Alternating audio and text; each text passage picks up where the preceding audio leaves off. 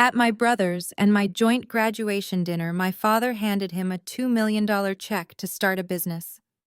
When I calmly asked for a $50,000 loan to launch my own accounting firm, he laughed in my face and told me to earn my own. He had no idea that exactly 1 year later, at my grandfather's will, reading a single sealed envelope would make me the sole executor of a $50 million empire. My father screamed like a madman when he realized I now held the keys to his financial ruin. Before I continue my story, let me know where you are watching from in the comments below. Hit that like button and subscribe if you have ever had to watch the golden child get everything while you had to fight for scraps. The private dining room at Belmont Prime smelled of aged ribeye, expensive bourbon, and the suffocating weight of my family's expectations. I sat at the far end of the long mahogany table, nursing a glass of sparkling water, while the rest of my family ordered bottles of vintage champagne. I am Kiara, 35 years old, and I had just spent the last 3 years grinding through sleepless nights to earn my master's degree in forensic accounting.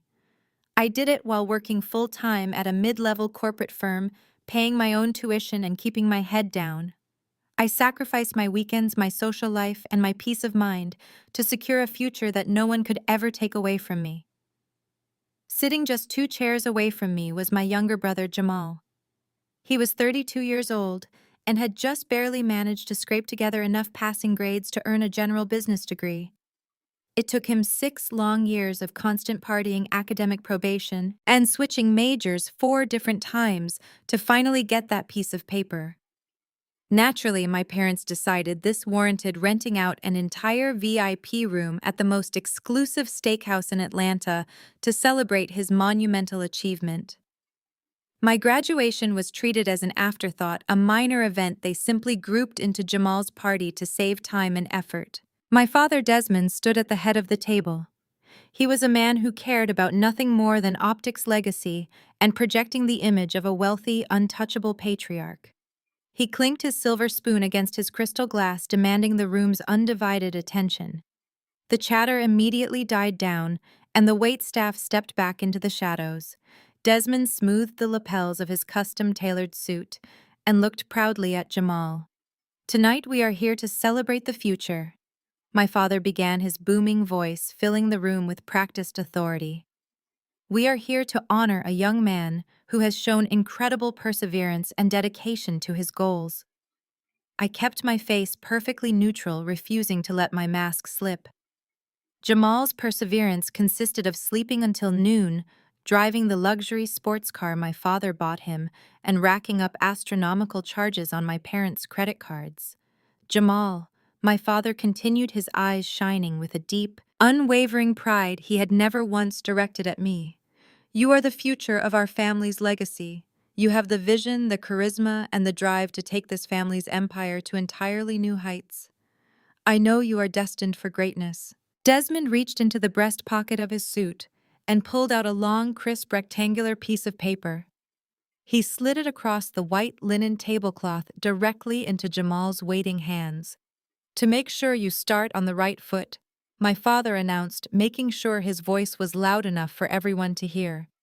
"Here is $2 million to fund your new tech startup. Go build your empire, son. Make us proud." The room erupted into immediate applause. My mother, Yvonne, beamed with tears of joy shining in her eyes, clapping her hands together like her son had just cured a major disease. Jamal held up the cashier's check like a championship trophy, flashing his perfect orthodontist-crafted smile for the cameras. He had absolutely no background in technology, no solid business plan, and zero experience managing a team. His startup was nothing more than a buzzword-heavy pitch deck he had paid someone else to put together. But none of that mattered. He was the son, the golden boy, the chosen heir to the throne. The applause eventually faded, and the clinking of silverware against expensive china resumed. I looked at the man who had raised me, the man who had watched me sacrifice everything to build a legitimate, stable career. I did not cry. Crying was a vulnerability I had learned to suppress a very long time ago in this family. Instead, I calculated my next move. I waited for a lull in the conversation, leaned forward slightly, and kept my voice perfectly calm and steady.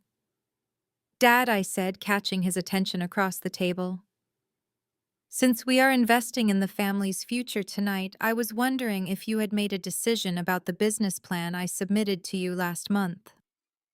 Desmond paused, a piece of rare steak hovering halfway to his mouth. He looked at me as if I had just asked him to wash my car. What business plan? He asked dismissively, not even trying to hide his irritation at being interrupted. The proposal for my boutique forensic accounting firm. I reminded him, keeping my tone perfectly professional. I asked for a $50,000 loan. It was fully backed with a guaranteed repayment schedule, 5% interest, and a detailed risk assessment. I already have a preliminary client roster ready to go. I just need the seed money for the office lease and the initial software licensing to get the firm off the ground. The silence in the dining room became absolute. The air grew thick with immediate tension. My mother stiffened in her chair, her smile vanishing instantly. Jamal rolled his eyes and let out an audible sigh. Desmond lowered his fork, his expression hardening into a familiar cruel sneer. He looked at the $2 million check resting next to Jamal's plate, and then looked back at me with pure, unfiltered disdain. That check, Desmond said, pointing a heavy finger at Jamal, is for real ambition, Kiara. Your brother is going to build a national brand.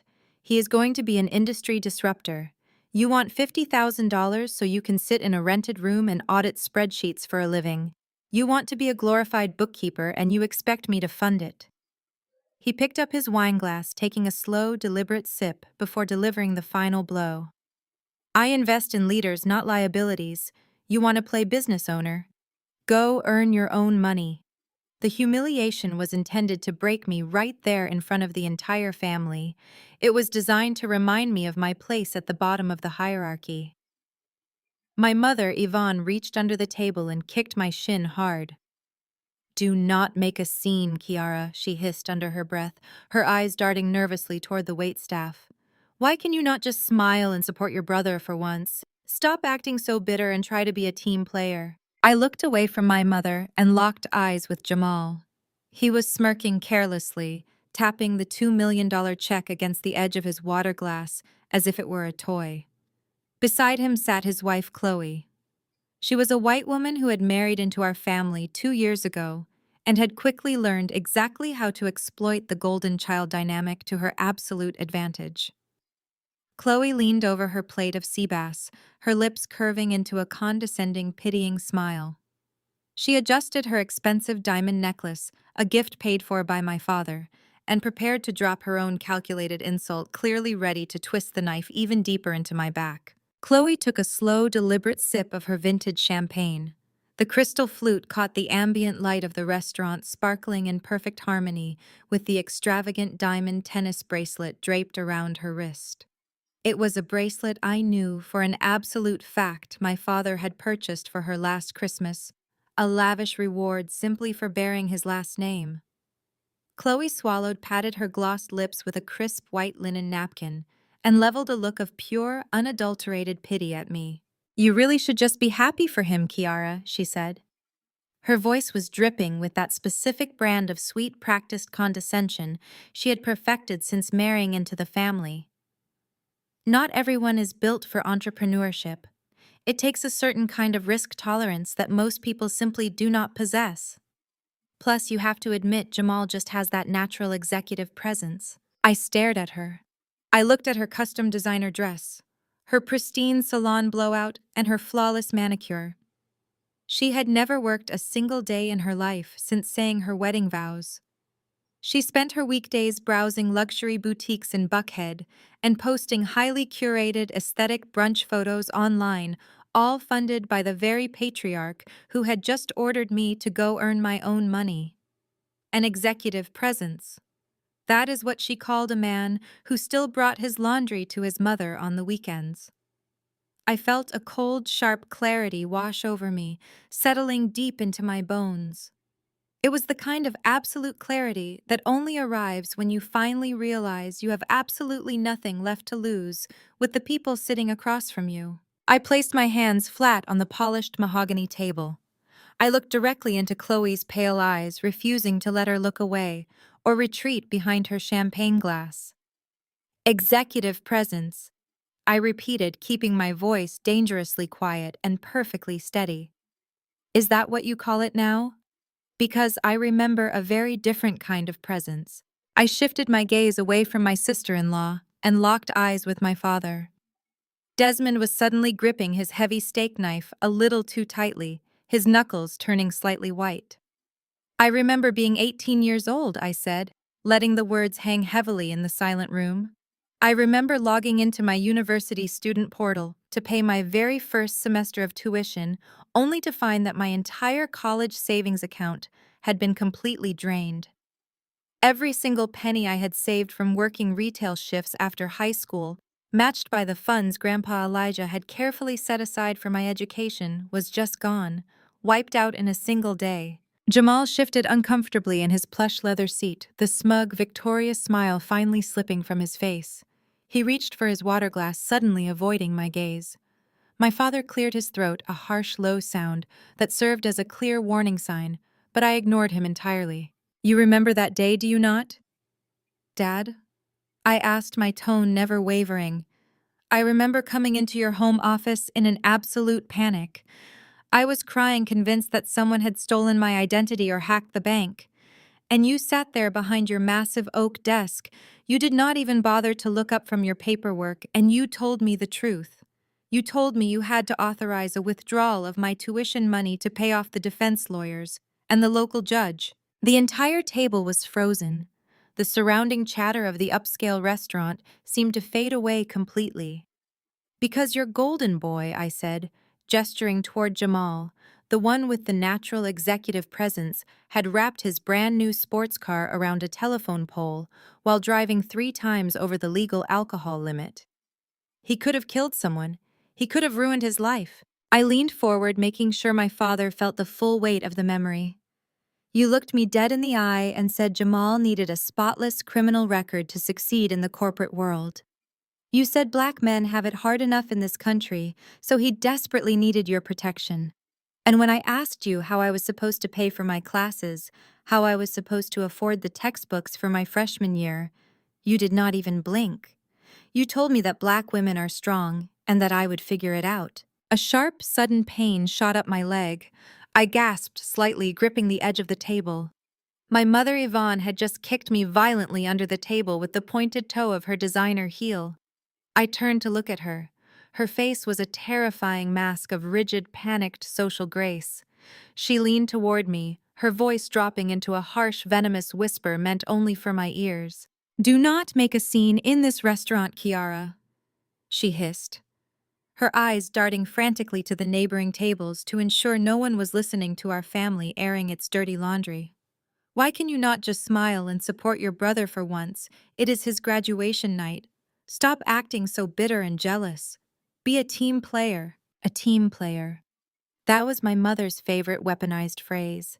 It was her ultimate code word for suffering in silence, so the men in our family could shine without an ounce of guilt. For 35 years, I had played on their team. I had swallowed my pride, funded my own life, taken out predatory student loans, and celebrated every unearned milestone my brother stumbled into. I had watched them throw parades for his bare minimum effort, while my monumental achievements were met with casual indifference. But looking at the $2 million cashier's check sitting right next to Jamal's half-eaten lobster tail, the illusion shattered completely. I realized I was never actually on the team. I was just the background spectator they occasionally demanded forced applause from. I did not raise my voice to my mother. I did not shed a single tear for my father's rejection. I slowly stood up from my chair and smoothed the front of my tailored skirt. I reached into my leather handbag, pulled out a crisp, newly minted $100 bill, and dropped it right onto the center of my untouched plate of expensive food. That should cover my meal, I said evenly, ensuring my voice was devoid of any emotion they could use against me. I will not be staying for dessert. I turned to walk away from the table, but I paused just behind Jamal's chair. I looked down at my younger brother, tapping into every single ounce of the forensic accounting expertise I had ruthlessly honed over the last decade. By the way, Jamal, I said, raising my voice, just enough for my father to hear every single word clearly. I read the pitch deck for your new tech venture, the one you carelessly left sitting on the kitchen counter at the house last weekend. You are projecting a user acquisition cost that is fundamentally mathematically impossible in today's market. Your operating burn rate will consume that $2 million in exactly 8 months. You have absolutely no back-end infrastructure in place.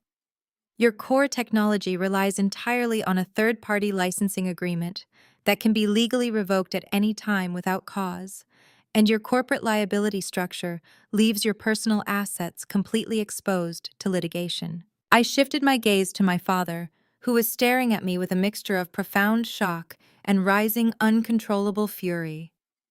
"It is a catastrophic investment, Dad." I stated, my words cutting through the air like a scalpel. "It is a financial black hole wrapped up in a slick presentation. You just handed $2 million to a sinking ship.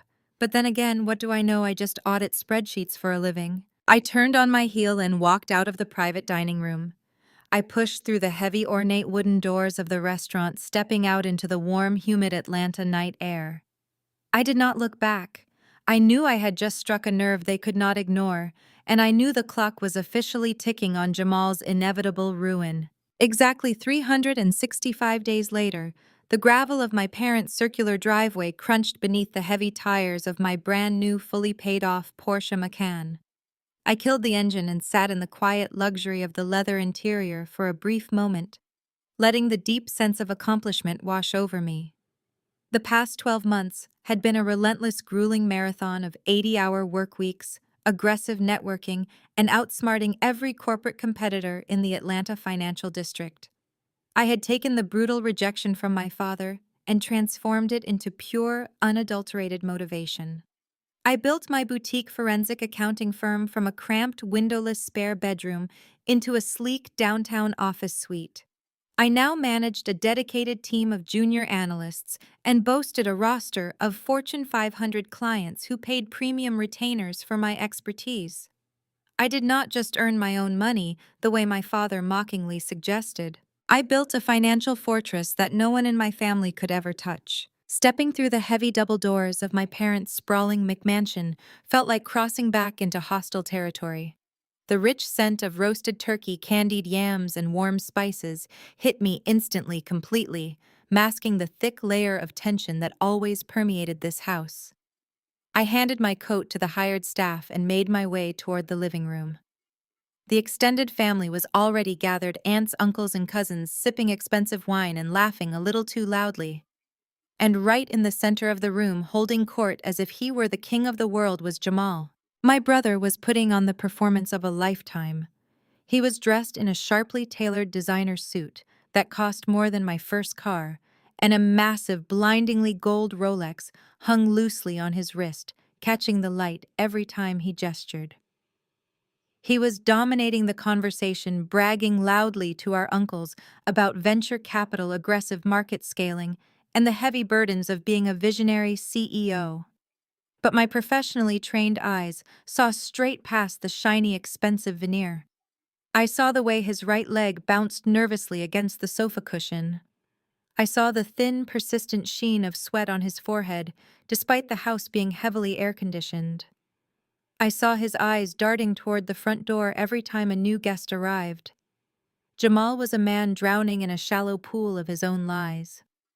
His tech startup was secretly bleeding cash at a catastrophic rate, and he was desperately trying to act like a billionaire while his ship rapidly sank to the bottom of the ocean. My mother, Yvonne, rushed over to greet me with a performative, overly enthusiastic hug, loudly commenting on how nice my car looked in the driveway to ensure the relatives heard. I offered a polite practice smile, greeting my extended family members, who had largely ignored my existence for the past year.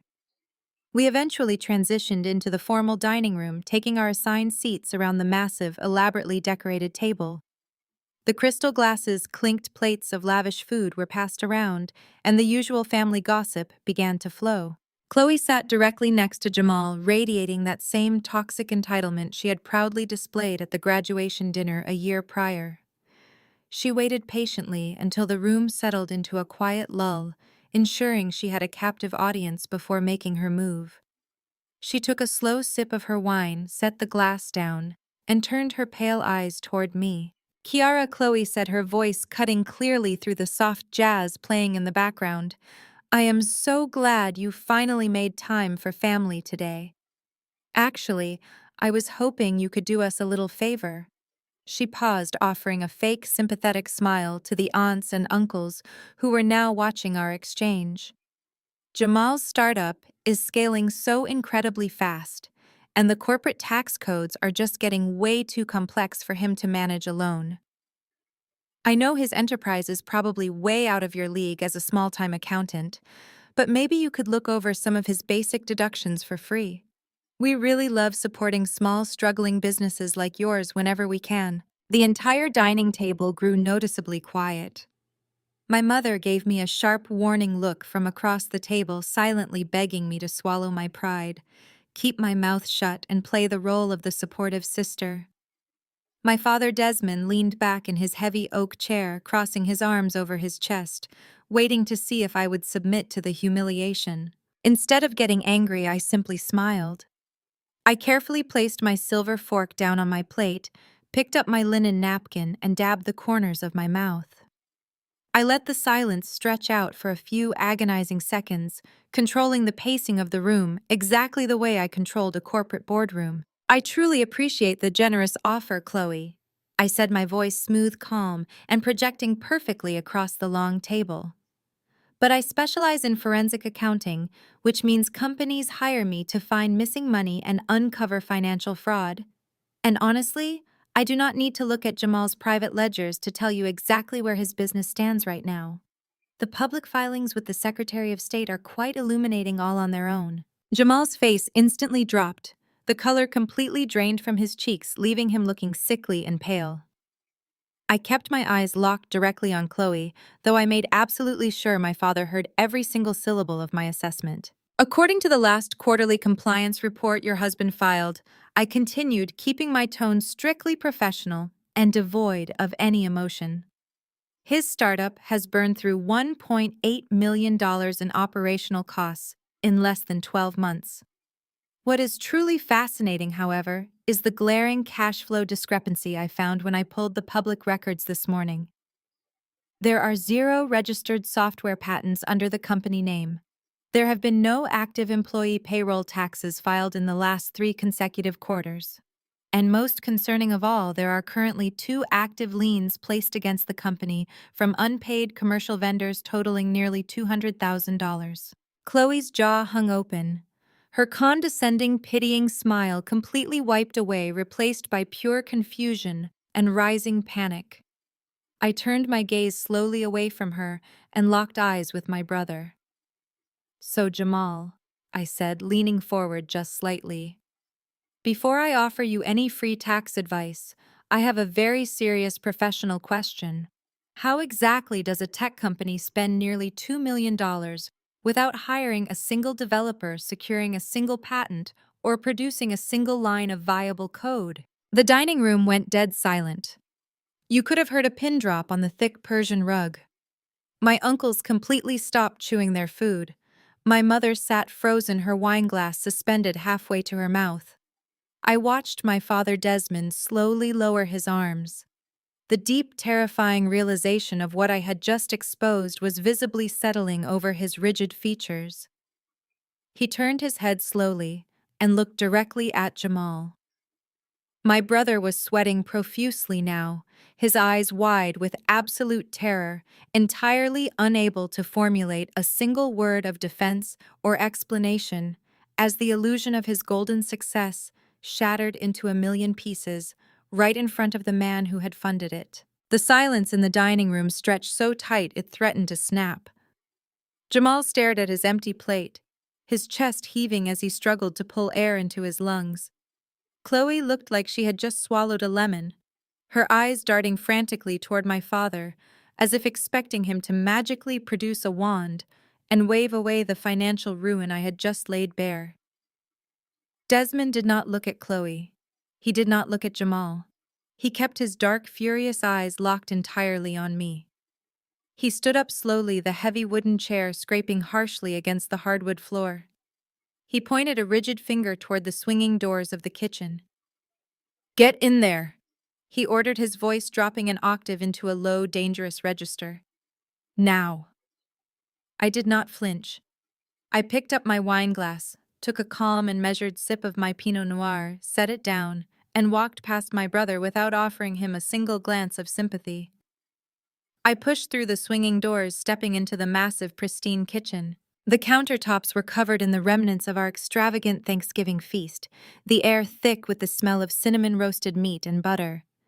It was a picture-perfect domestic scene that completely masked the absolute rotting core of the family occupying the house. The moment the kitchen doors swung shut behind us, the mask Desmond wore for the extended family instantly dissolved. He paced the length of the marble island, his hands running frantically over his bald head. When he finally turned to face me, there was no apology in his eyes. There was no acknowledgement that he had made a catastrophic error by giving Jamal $2 million. There was only the desperate, cornered look of a man who needed a massive problem to disappear immediately. "You are going to go to Jamal's office first thing tomorrow morning," Desmond stated. It was not a request. He was handing down a directive. "You are going to get into his servers, you are going to audit those books, and you are going to fix this absolute mess. You will pay off those liens quietly, structure a shell account to hide the cash flow bleed, and reclassify his operational burn rate so it looks like capital investment. You will clean this up before the fiscal year ends." I stared at the man who had mocked my business plan exactly 12 months ago. I leaned against the cool granite counter, crossing my arms defensively over my chest. "I do not do pro bono work for sinking ships, Dad," I replied, my voice steady and completely devoid of the panic he was currently radiating. "You do not need a forensic accountant. You need a magician and possibly a criminal defense attorney, depending on who exactly Jamal owes that $200,000 to. But if you really want my firm to step in and untangle this disaster, my hourly rate is $400. I require a $10,000 retainer wired to my business account before I even open a single spreadsheet, and I will require full unrestricted access to every single bank account tied to his name." Desmond's face twisted into a mask of pure, unadulterated rage. He slammed his open palm down on the marble island, the sharp sound echoing violently in the enclosed space. "You insolent, ungrateful girl," he spat, taking a threatening step toward me. "This is your brother's livelihood. This is our family name on the line. You are going to do this because I am your father, and I am telling you to protect your blood." Before I could fire back, the kitchen doors swung open again. My mother, Yvonne, marched into the room. Her designer silk blouse was pristine, but her face was pulled tight with frantic anxiety. I expected her to turn her wrath on Desmond for blindly trusting Jamal. I expected her to finally demand answers about the missing money. Instead, she turned her furious gaze entirely on me. "Are you out of your mind?" Kiara Yvonne hissed, her voice vibrating with misplaced outrage. "You come into my home on Thanksgiving and deliberately humiliate your brother in front of your uncles. You sit there and try to extort your own father for money when our family is in a crisis." I looked at my mother, feeling a cold detachment settle over my heart. "I did not humiliate him, Mom. Jamal humiliated himself the moment he decided to play CEO with $2 million of unearned cash. I simply read the public record.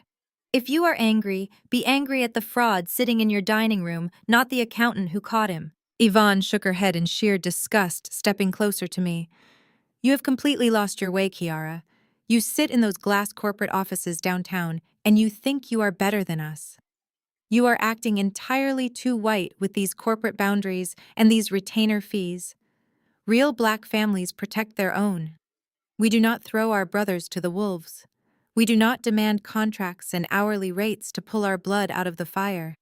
You have let that degree turn you into a cold, calculating stranger." The sheer audacity of her statement knocked the breath out of me for a fraction of a second. She was weaponizing my race, my professional success, and my personal boundaries to protect a man who had actively stolen opportunities from me my entire life. Protecting a fraud is not loyalty. "Mom," I shot back, my voice rising just enough to match her intensity. It is complicity. Dad did not hand Jamal a business. He handed him a financial grenade. And now that the pin has been pulled, you want me to jump on top of it to save him. I will not do it. I am not setting my hard-earned licenses and my professional reputation on fire to keep your golden boy warm. The tension in the kitchen reached an absolute boiling point. Desmond took another step toward me, his face dangerously close to mine, his fists clenched at his sides. I braced myself for the physical intimidation I knew was coming. But before he could utter another threat, a low, mechanical hum broke through the heavy silence. The kitchen door pushed open slowly, revealing the motorized wheelchair of my grandfather Elijah. Grandpa Elijah looked frail. His frame had thinned considerably over the last few years, and the family had been whispering that his mind was rapidly deteriorating. Desmond had taken total control over Elijah's medical care and financial estate, insisting the old man was suffering from severe advanced dementia. But as Elijah rolled into the kitchen, his posture was remarkably rigid. His dark eyes scanned the room, landing on Desmond, then Yvonne, and finally resting on me. Those eyes were not cloudy.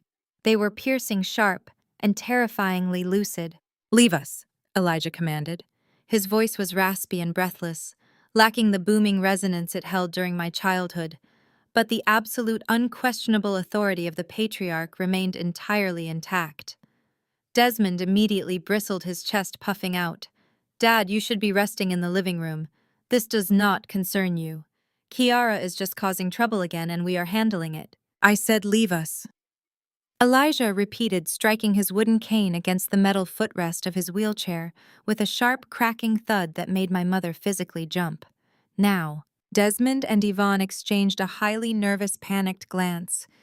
They hesitated, clearly terrified of leaving me alone with the man whose wealth they were currently draining, but the ingrained obedience to the founder of our family empire forced them to comply. Desmond shot me one final lethal glare before pushing through the doors, pulling a deeply shaken Yvonne behind him. The kitchen fell silent once again, save for the low hum of the refrigerator. I let out a shaky breath, moving to stand beside my grandfather.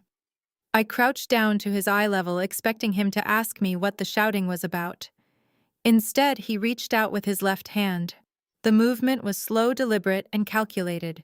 He grabbed my wrist. His grip was shockingly strong, his bony fingers digging into my skin with a desperate, urgent pressure. He pulled me closer, leaning forward so that his face was only inches from mine. He glanced quickly toward the swinging doors to ensure no one was lingering on the other side. Then he uncurled his right hand and pressed a small, heavy object directly into my palm. I looked down.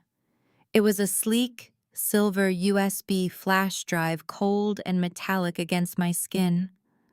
I curled my fingers around it, looking back up at my grandfather in total confusion. "Grandpa, what is this?" I whispered. Elijah squeezed my wrist even tighter, his eyes burning with a mixture of profound sorrow and desperate urgency. "Trust the numbers, Kiara," he whispered, his voice trembling but completely clear. "They never lie. The family is bleeding. Look beneath the surface." He let go of my wrist and leaned back against the headrest of his wheelchair, suddenly looking incredibly exhausted, as if that brief moment of clarity had drained whatever life force he had left. "Go," he instructed softly. "Take your car and leave this house right now. Do not tell your father about the drive. Do not tell your mother. Protect yourself, my clever girl." I stood up slowly, slipping the encrypted flash drive securely into the inner pocket of my tailored blazer. I did not ask any more questions. The absolute terror hiding behind my grandfather's eyes told me everything I needed to know. I walked out the back door of the kitchen, bypassed the dining room completely, and got straight into my Porsche. I drove back to my downtown condo with my doors locked and my heart pounding a relentless rhythm against my ribs. For 3 agonizing weeks, I stared at that flash drive sitting on my home office desk. I tried to convince myself it was just the paranoid delusion of a sick old man. I focused on my clients, expanded my firm, and deliberately ignored the dozen aggressive voicemails Desmond left on my phone, demanding I come back to the house to fix Jamal's sinking ship. Then, on a random Tuesday morning while I was reviewing a quarterly audit for a corporate client, my cell phone rang. It was an unfamiliar number from a local Atlanta hospital. I answered the call, and the sterile clinical voice on the other end delivered the news. Grandpa Elijah was dead. They claimed it was a sudden massive heart failure in his sleep. But as I sat in my office clutching the heavy silver flash drive my grandfather had desperately handed me, a chilling realization washed over me. I knew the timing was far too perfect. I knew my father was deeply terrified of what the old man might say. And I knew with absolute, terrifying certainty that my grandfather's sudden death was not an accident. It was a highly questionable, heavily orchestrated exit, and I was about to find out exactly why. The funeral was a masterclass in theatrical deception. My father delivered a tearful, impassioned eulogy about the unbreakable bond between a father and son, completely ignoring the fact that he had kept Grandpa Elijah isolated in a remote back wing of the house for the last 2 years. I stood at the very back of the sprawling church, the heavy silver flash drive burning a hole in the silk lining of my blazer. I did not shed a single tear. Crying would not uncover the truth of his sudden death. Forensic analysis would. 2 days after we put my grandfather in the ground, our entire family was summoned to the downtown offices of Caldwell and Associates. The suite was lined with dark, imposing mahogany panels and smelled faintly of lemon polish and decades of billed hourly rates. Mr. Caldwell had been Grandpa Elijah's personal attorney since before I was born. He was a meticulous, unreadable man who kept his files locked tight and his expressions even tighter. Desmond marched into the private conference room like a conquering general returning from a victorious campaign. He was practically measuring the drapes, his chest puffed out, already assuming the $50 million real estate empire was finally his to control. He took the heavy leather chair at the direct head of the table, gesturing for Yvonne to sit at his right.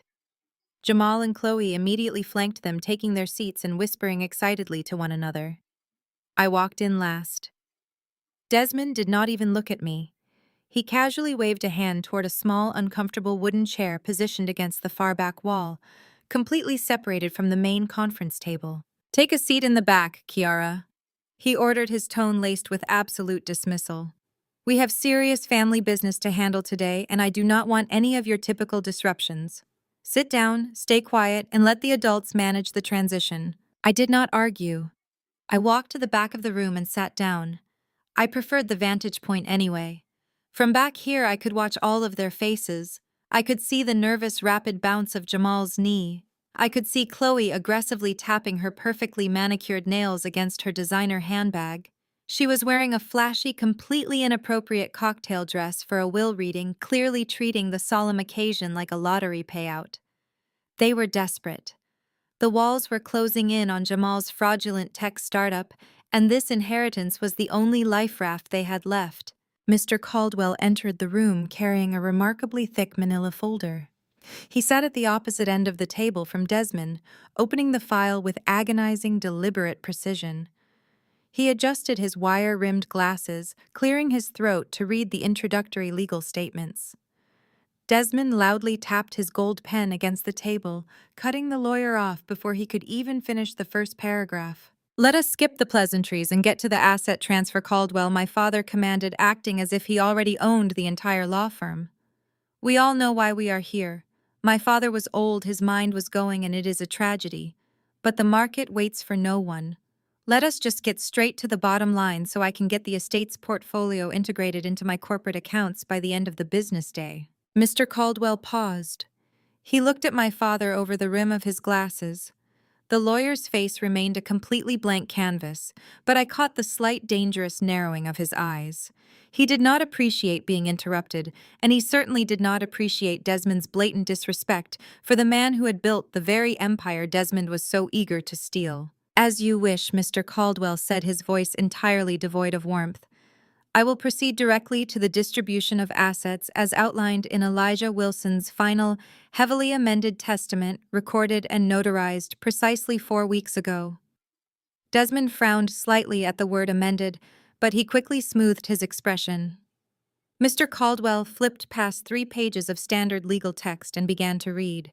To my only son, Desmond Wilson, the lawyer read, his voice ringing clearly in the quiet room.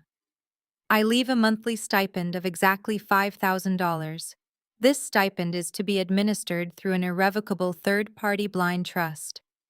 Desmond is to have absolutely no voting rights, no liquid access to the principal capital, and zero executive authority over any of the commercial real estate holding companies or subsidiary assets. The color instantly drained from my father's face.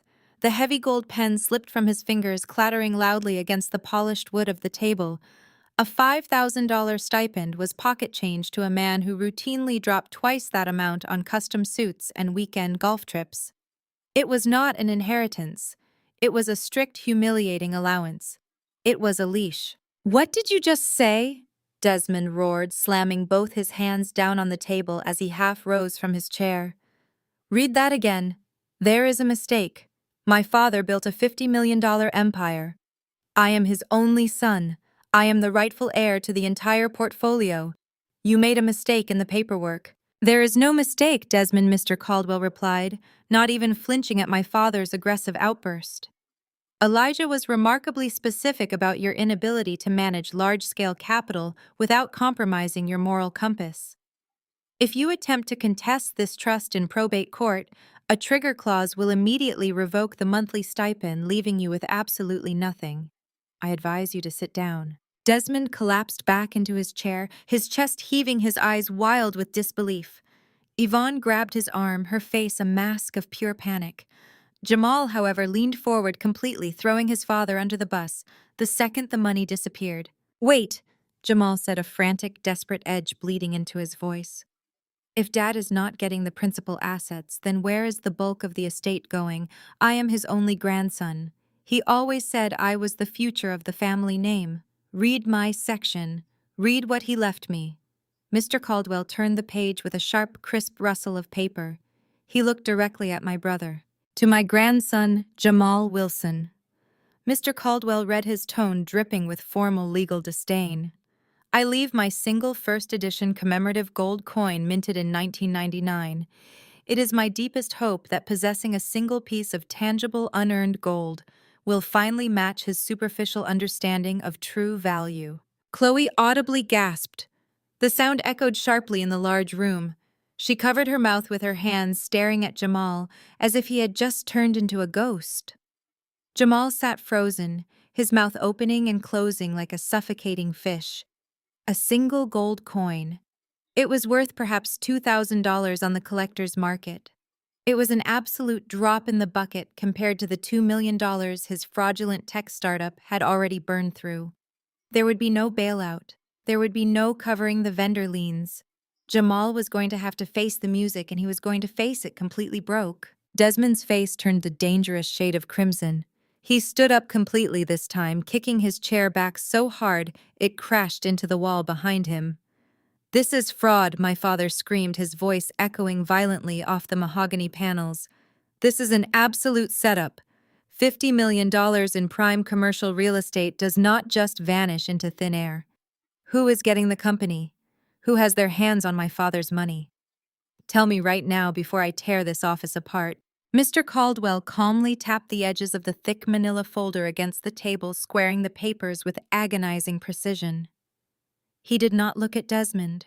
He did not look at Yvonne, who was now weeping silently into her hands, or at Jamal, who was staring blankly at the wall in total shock. Instead, the lawyer pushed his glasses up the bridge of his nose, looked right past the screaming men at the conference table, and turned his attention entirely to the back of the room. He locked eyes with me. Mr. Caldwell adjusted his posture, his expression softening for the first time since we entered the cold, mahogany-lined room. Miss Chiara, he said, his voice cutting cleanly through my father's heavy, ragged breathing. If you would please step forward. Every head in the room snapped toward the back corner where I sat.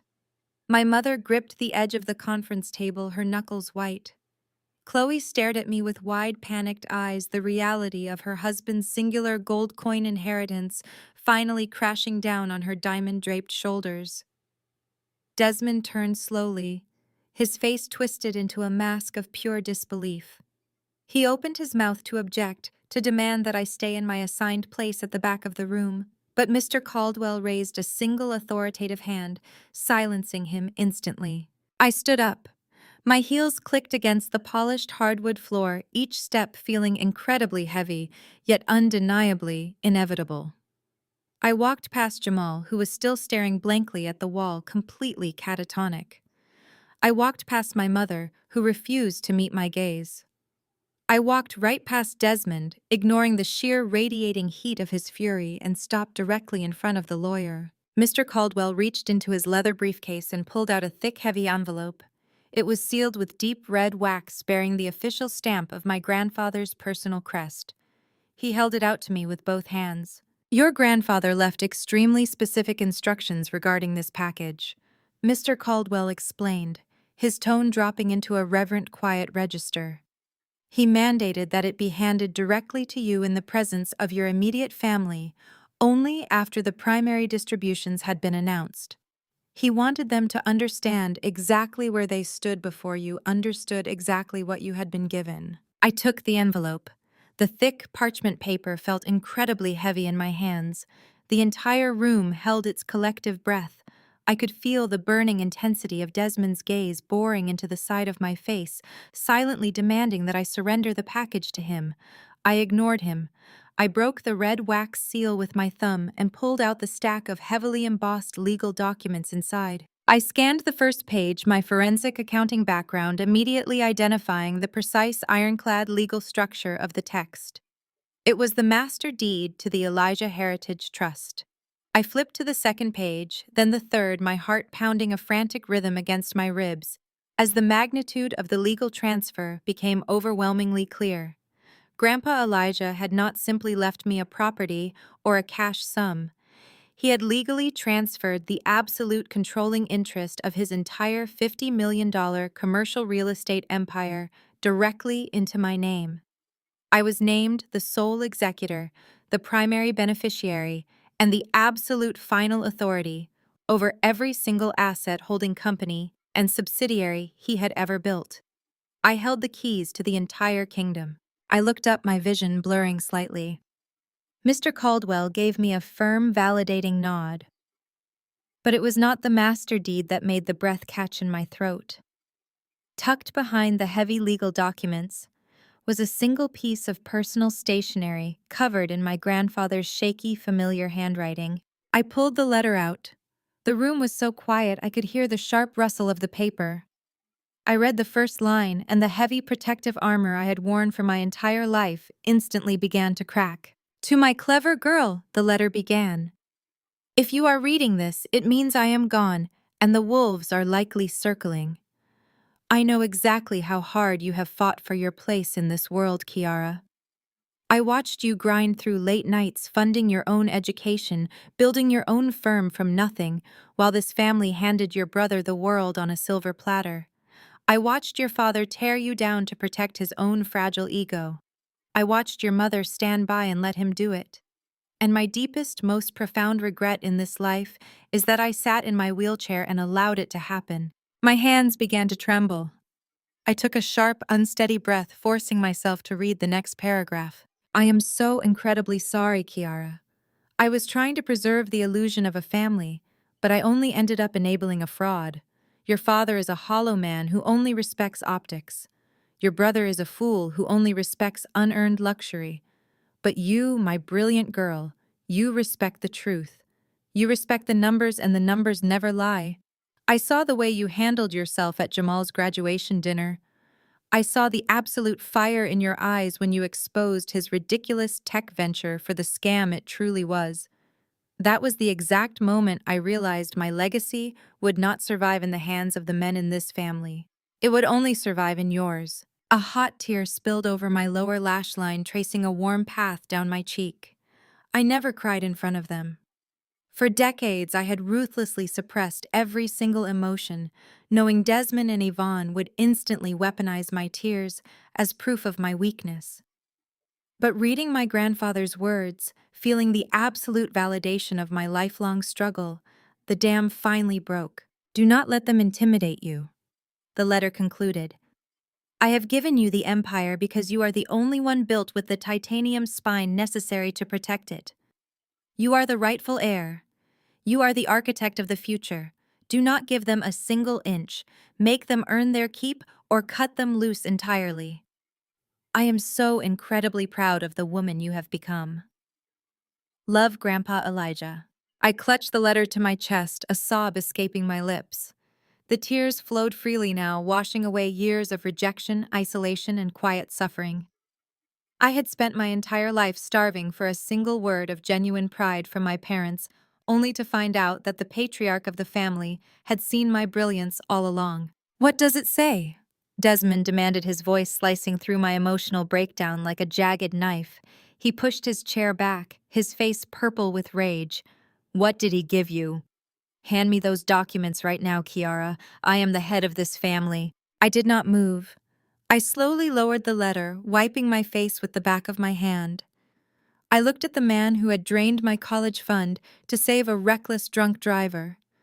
I looked at the man who had laughed in my face when I asked for a $50,000 business loan. He did not give me anything, Dad, I replied, my voice gaining strength with every syllable. He trusted me with everything. I am the sole executor of the Elijah Heritage Trust. I control the entire $50 million estate. The words hit Desmond like a physical blow. He stumbled backward, his eyes wide with a manic, unhinged horror. He looked from me to Mr. Caldwell, his chest heaving as the reality of his total financial ruin finally set in. He was a man who had built his entire identity on the illusion of absolute control, and I had just publicly stripped him of all of it. No? Desmond screamed. The sound was guttural, raw, and completely unhinged. He lunged across the wide mahogany conference table, his hands grasping frantically toward the documents in my hands. That is my company. He was out of his mind. You brainwashed a dying man. You manipulated him into signing away my birthright. You are a thief, Kiara. You are a filthy, lying thief. I am his son. I am the son. Desmond scrambled over the polished wood, knocking over crystal water glasses and scattering legal briefs in his desperate frenzy to reach me. Yvonne screamed, grabbing his suit jacket to pull him back. Jamal remained paralyzed in his chair, clutching his single commemorative gold coin as if it were a life preserver. Chloe pressed her back against the wall, her face a mask of absolute terror, as the wealthy, sophisticated family she had married into completely self-destructed in front of her eyes. I did not step back. I stood my ground, staring down the man who had tormented me for my entire life. But before Desmond could reach me, Mr. Caldwell stepped smoothly and firmly between us. The lawyer raised his arm, pressing his hand flat against Desmond's chest, with surprising, immovable strength, halting my father's manic advance dead in its tracks. Sit down immediately. Desmond or I will have building security physically remove you and call the police, Mr. Caldwell stated, his voice ringing with absolute ice-cold authority. Your father was examined by 3 independent neurologists the morning he signed this deed. He was of perfectly sound mind. The transfer is legally bulletproof. You have absolutely no standing here. Desmond froze, breathing heavily, his eyes locked on mine with a mixture of pure hatred and desperate, agonizing defeat. He knew he had lost. The golden boy had nothing. The patriarch had nothing. The black sheep, the ugly duckling, the daughter they had told to go, earn her own money, now owned the very ground they walked on. Mr. Caldwell adjusted his suit jacket, ensuring Desmond remained contained. He then turned his attention back to me. His professional mask remained perfectly in place, but I saw a faint, almost imperceptible gleam of satisfaction in his eyes. He reached into his leather briefcase one final time. Miss Kiara, Mr. Caldwell said, his voice dropping into a calm, precise tone that commanded the absolute attention of everyone left breathing in the room. Your grandfather also requested I give you this. He pulled out a thick, black leather binding secured with a silver clasp and handed it to me. I took it, feeling the heavy, undeniable weight of the pages inside. "What is that?" Yvonne whispered, her voice trembling with fresh terror. Mr. Caldwell looked directly at my mother, then at my brother, and finally at my father. "Those are the promissory notes," Mr. Caldwell replied. "Your grandfather spent the last 2 years quietly buying up every single outstanding debt, secondary mortgage, and corporate vendor lien belonging to Desmond and Jamal. Miss Kiara is not just the executor of the estate. She is now the primary debt holder for every single financial obligation you possess. You answer entirely to her." The black leather binding felt cold, substantial, and utterly final in my hands. The silver clasp gave way with a sharp, echoing click that made my mother flinch, as if a gunshot had just gone off in the pristine, mahogany-lined conference room. I opened the thick portfolio and looked down at the first page. It was not typed. It was written in my grandfather's meticulous, unmistakable cursive, accompanied by pages upon pages of bank statements, routing numbers, and legally bound contracts. I took a slow, deep breath, letting the sheer brilliance of Elijah Wilson completely wash over me. The man had not been losing his mind. He had been building a cage bar by iron bar and waiting patiently for his greedy son to walk directly into it. I looked up from the documents, meeting Desmond's frantic, bloodshot eyes. "You really thought he was senile, did you not?" "Dad?" I asked, my voice echoing with icy precision. "You actually convinced yourself that because his physical body was failing, his sharp mind had simply shut down. You thought you could just quietly siphon off the wealth he spent his entire life accumulating, and absolutely no one would ever notice." Desmond swallowed hard, his throat bobbing nervously. He tried desperately to maintain his rigid, authoritative posture, but his hands were trembling visibly against his sides. "I do not know what kind of fabricated nonsense that senile old man put in that binder," he stammered, his voice completely lacking its usual booming resonance. "But I have managed this family's finances flawlessly for years.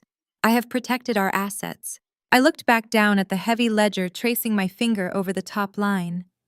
"Let us review your flawless management," I said. 14 months ago, you established a secondary offshore holding account under the guise of an advanced dementia care and medical management fund for Grandpa Elijah.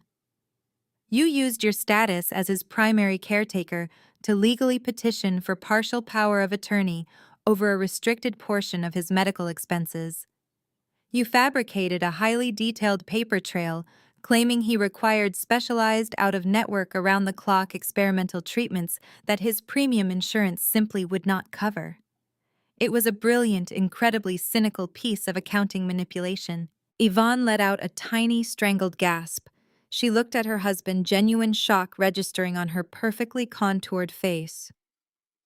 "Desmond, what is she talking about?" my mother asked, her voice cracking. "You explicitly told me the medical expenses were completely covered by his primary insurance policies." "He lied to you, Mom," I stated flatly, not taking my eyes off my father. "He lied to everyone." Over the course of 12 months, Desmond systematically drained exactly $2 million from Grandpa Elijah's personal trust. He routed it through the fake medical care fund, scrubbed the transaction ledger, and completely washed the origin of the capital so it looked like clean money. I turned the page of the binding, the crisp sound slicing through the suffocating tension in the room. And then I continued, my voice growing colder with every single word. "Exactly 1 year ago, at a certain graduation dinner at Belmont Prime, you pulled a crisp cashier's check out of your tailored suit jacket. You proudly handed it to Jamal, claiming it was a massive investment in the family's future." Jamal's face drained of whatever color he had left. He looked like a man standing squarely on the trapdoor of the gallows. "You did not give him a gift, Dad," I said, dropping the words like heavy stones onto the conference table. "You gave him stolen funds. You embezzled $2 million from your own dying father to fund a failing, fraudulent tech startup because you were far too proud to admit that your golden boy was completely incapable of succeeding on his own merits." "That is a lie," Desmond roared, slamming his fist against the wall in a desperate burst of fury. "That money was an advance on my inheritance. It was mine by legal right. I was just accelerating the timeline to help my son. It was grand larceny, I corrected him sharply. And Grandpa Elijah caught you immediately. He tracked every single wire transfer. He monitored the creation of the shell company. But instead of reporting you to the federal authorities and dragging the Wilson family name through a devastating public scandal, he decided to handle it his own way. He used the very corporate structure you worship to bind you both entirely to his will. I turned to the third section of the portfolio, revealing a series of highly official notarized contracts bearing Jamal's signature. I looked directly at my younger brother, who was now visibly shaking his expensive Rolex rattling against the leather armrest of his chair. Jamal, do you remember that private investor meeting you had 10 months ago? I asked. The one where you were absolutely desperate for a secondary bridge loan because your operational burn rate had already consumed half of the original $2 million. You met with a silent venture capital group. They offered you an incredibly generous term sheet to keep your operations afloat, and you signed it without a single second thought. You did not even bother to have a lawyer read the fine print, did you? Jamal opened his mouth, but no sound came out. He just stared at the heavy documents in my hands, raw terror radiating from his eyes. Grandpa Elijah was the silent backer behind that venture capital group. I explained the deep satisfaction of the absolute checkmate ringing in my ears. He utilized a proxy firm in Delaware to establish the entity solely to loan you the embezzled funds officially. He legally converted the stolen $2 million into a binding high-interest corporate debt against your startup. And because your corporate liability structure was a complete disaster, as I explicitly warned you a year ago, you signed a personal guarantee. You completely bypassed corporate protection. You leveraged every single personal asset you have, every future earning, and every single liquid asset Dad currently holds to perfectly secure the note. I closed the heavy leather binding with a resounding thud. I looked directly at my father and brother holding their horrified, captive gazes. And as the sole executor of the Elijah Heritage Trust, I now own your debt, I declared. Every single cent of that $2 million plus 10 months of accrued compounding interest belongs entirely to me. The silence that followed was absolute suffocating and thoroughly devastating. Then a harsh, ragged sound broke the quiet.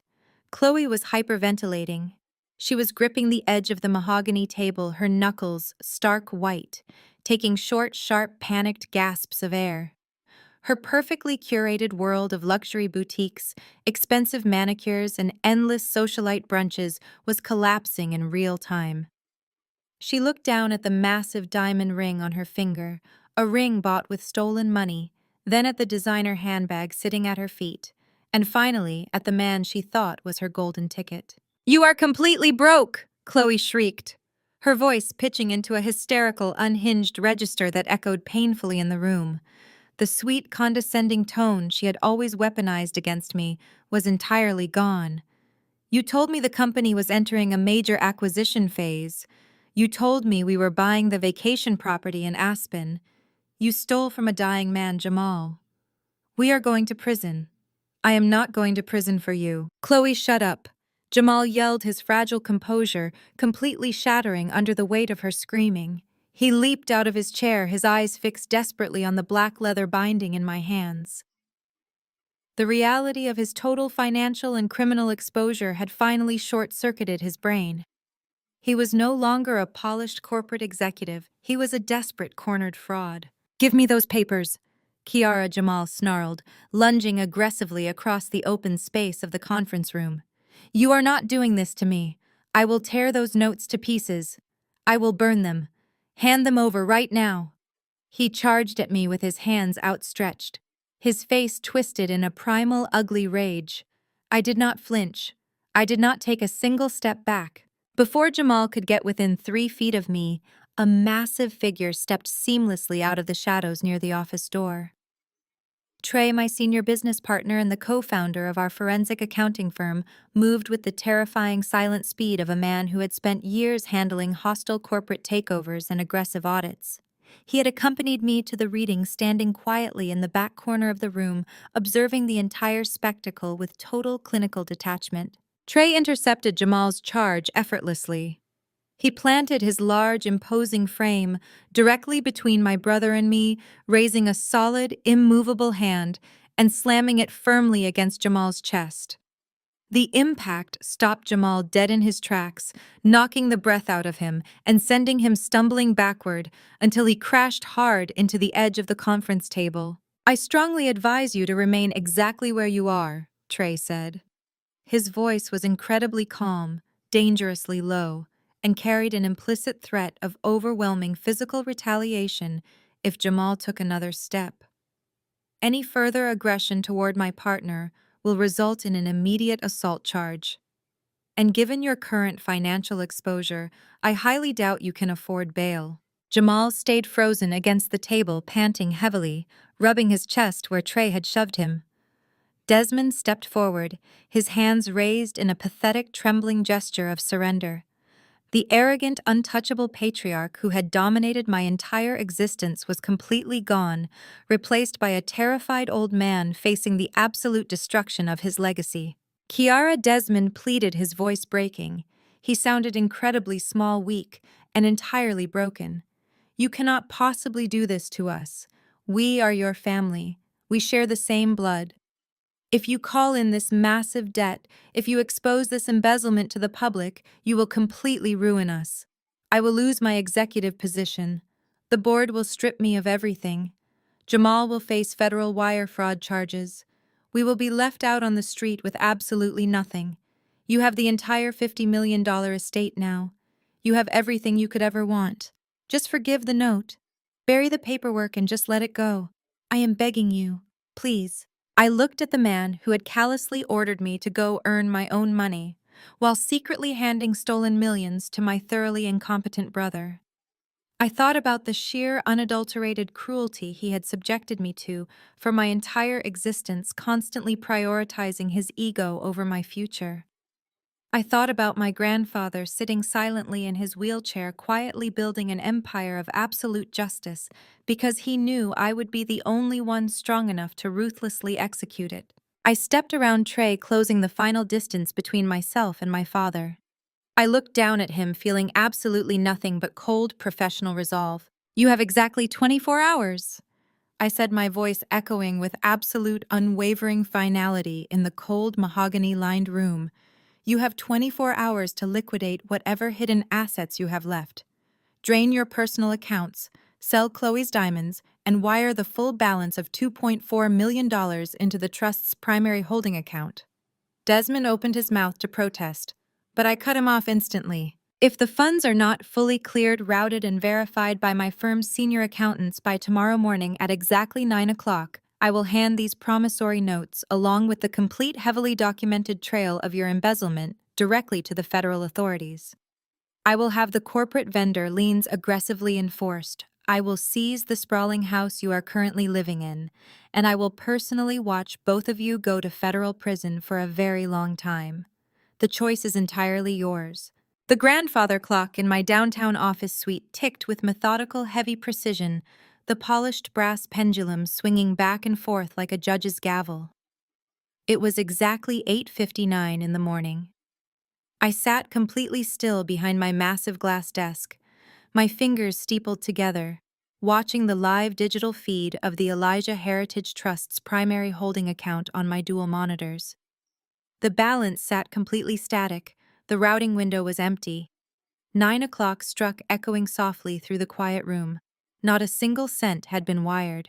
Desmond and Jamal had actually called my bluff. Or more accurately, they were so hopelessly blinded by their own lifelong entitlement that they genuinely believed the laws of financial consequence did not apply to them. They thought I was still the obedient, overlooked daughter who would eventually cave to family pressure to keep the peace. They thought the ingrained hierarchy of our family would somehow override a legally binding corporate debt. They thought I would blink. I did not blink. At 9:01, I picked up my encrypted office phone and dialed Mr. Caldwell's direct line. I instructed him to file the formal default notices with the state immediately. Then I turned back to my terminal and opened my secure banking portal. As the legally appointed executor of the estate and the senior debt holder of Jamal's LLCI, held the absolute authority to invoke the acceleration clause buried deep within the promissory notes he had so carelessly signed. I drafted the formal asset freeze directives. I attached the notarized default declarations, the signed personal guarantees, and the breach of contract notices. I addressed the emails directly to the commercial branch managers at the three specific financial institutions where Jamal held both his corporate and personal accounts. I clicked send. It was remarkably quiet.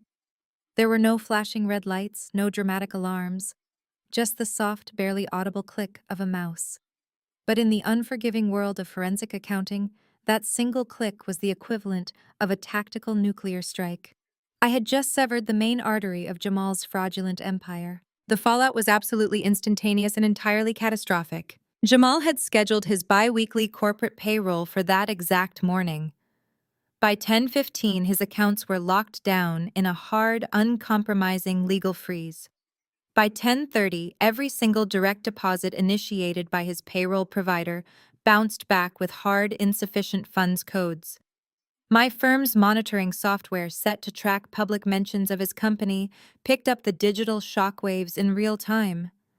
Jamal's employees, the few he actually had managing his outsourced third-party licensing agreements, began revolting.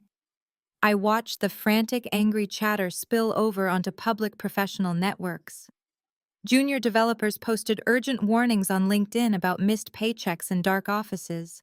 Independent contractors realized the checks they had deposited the day before were suddenly invalid. The structural collapse did not stop at his office doors.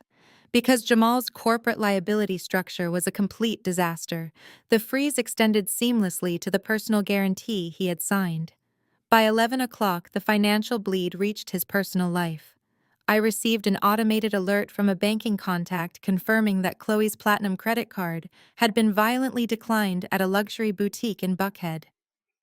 The automatic withdrawal for Jamal's six-figure sports car was rejected.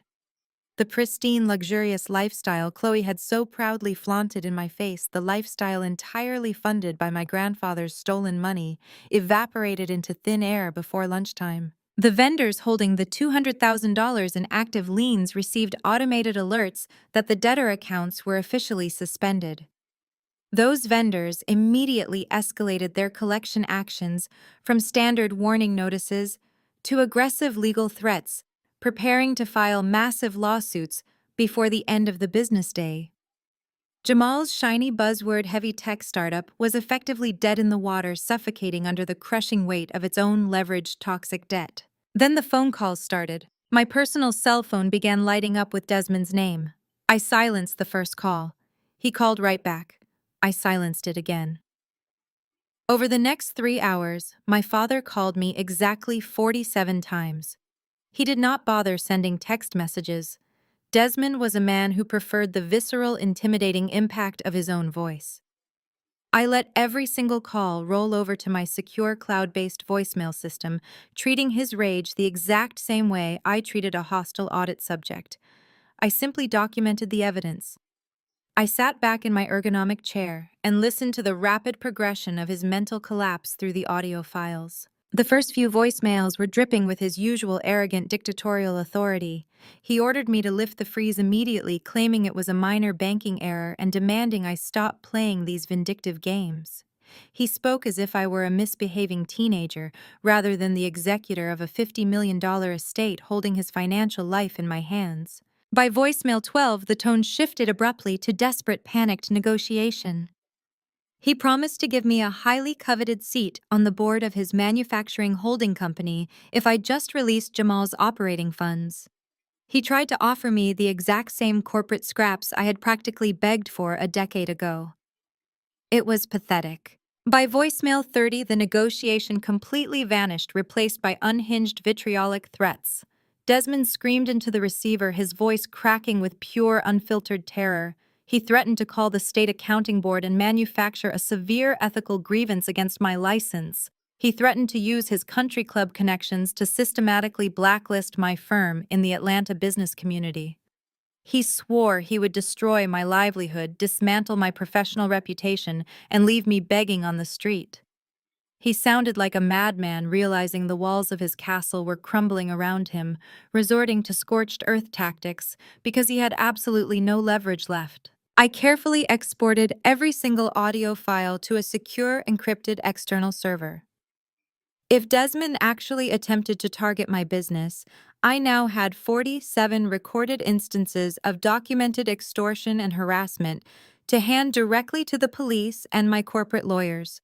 I muted my phone and tossed it into the top drawer of my desk, sliding it shut with a satisfying thud. The noise of my family's self-destruction was irrelevant now. I needed to focus on the root of the rot. The $2 million Desmond had embezzled for Jamal was just the surface layer. My grandfather's final words echoed in my mind. The family is bleeding. I reached into the inner pocket of my blazer and pulled out the small, heavy silver flash drive Grandpa Elijah had pressed into my palm in the kitchen on Thanksgiving Day. I had kept it securely locked in my firm's safe ever since his sudden, highly questionable death.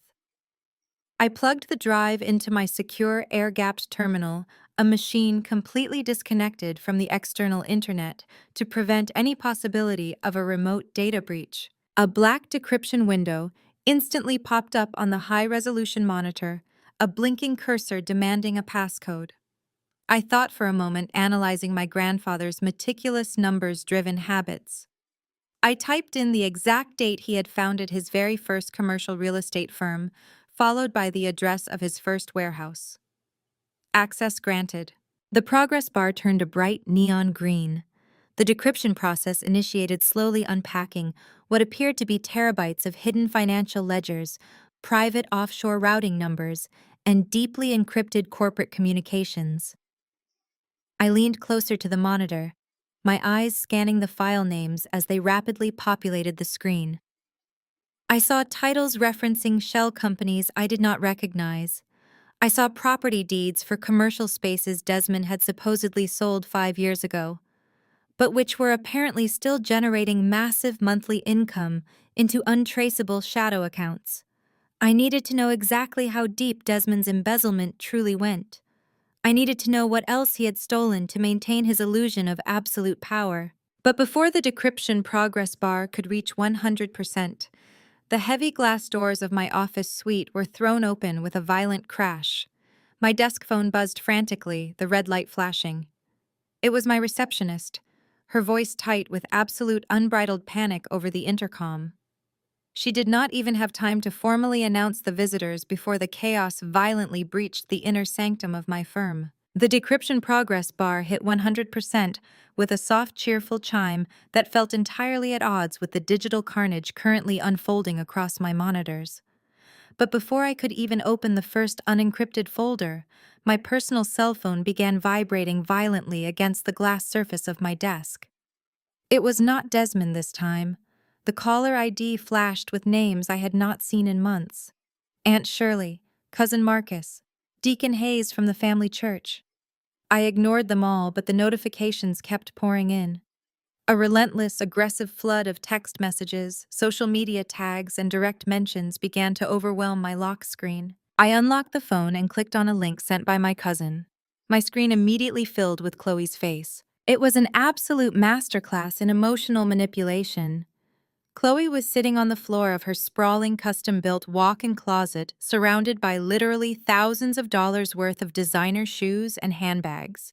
She was looking intentionally disheveled. Her usually flawless camera-ready makeup was absent, replaced by strategically placed dark circles and red puffy eyes. She was holding a single crumpled tissue, staring directly into the camera lens, with a look of absolute manufactured devastation. "I never thought I would have to make a video like this." Chloe sniffled, her voice trembling with perfect rehearsed fragility. "But my husband and I are under attack. Our family is under attack. Jamal's sister Kiara has completely lost her mind.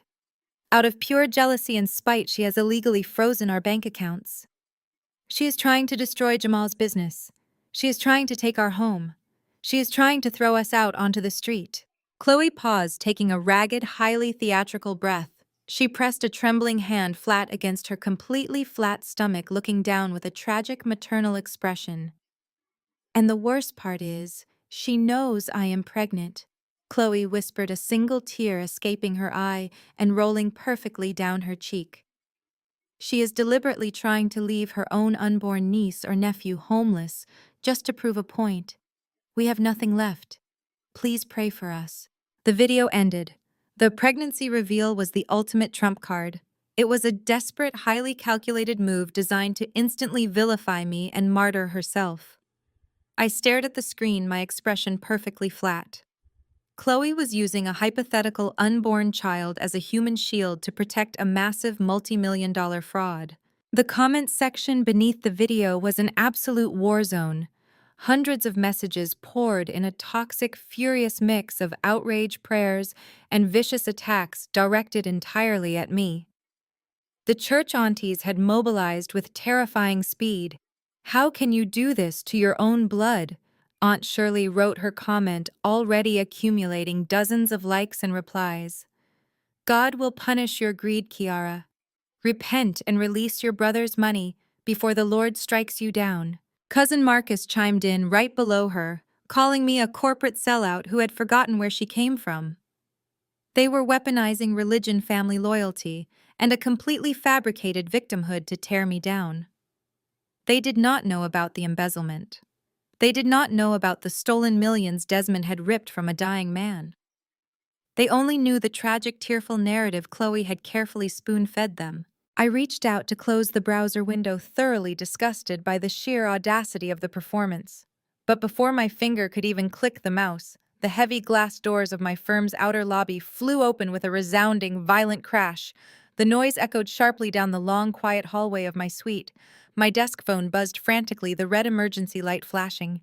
It was my receptionist, Sarah, her voice high and tight with panic over the intercom. "Kiara, your mother is here," Sarah said, the sound of shouting bleeding loudly through the background of the call.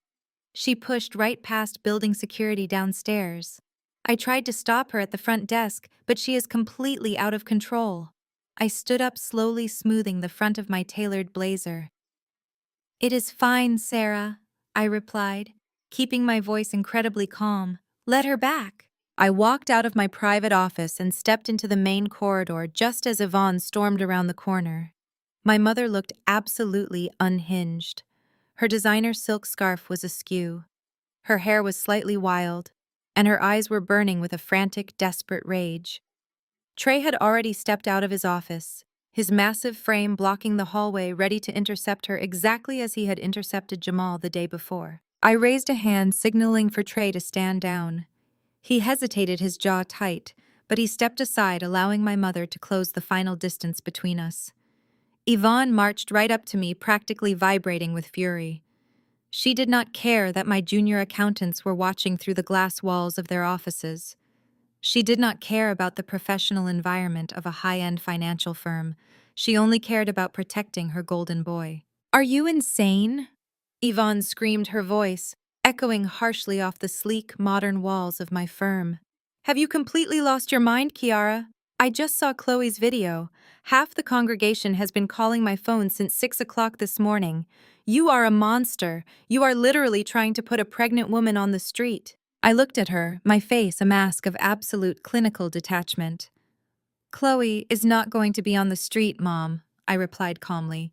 "She can easily sell her vintage Birkin collection to cover first and last month's rent at a very nice standard apartment." My calm, factual response only poured gasoline on her fire. Yvonne threw her hands up in the air, her voice rising to a hysterical, deafening pitch. "You are tearing this family apart over white man's paper," Yvonne yelled, pointing an accusing finger directly at my chest. "You sit up here in this sterile office, hiding behind these corporate rules and these legal loopholes, acting like you are better than your own blood. A real black woman protects her brother. A real family sticks together through hard times. But you have let this money turn you into a cold, heartless dictator. You are destroying your own flesh and blood over an accounting error." The absolute hypocrisy of her statement was staggering.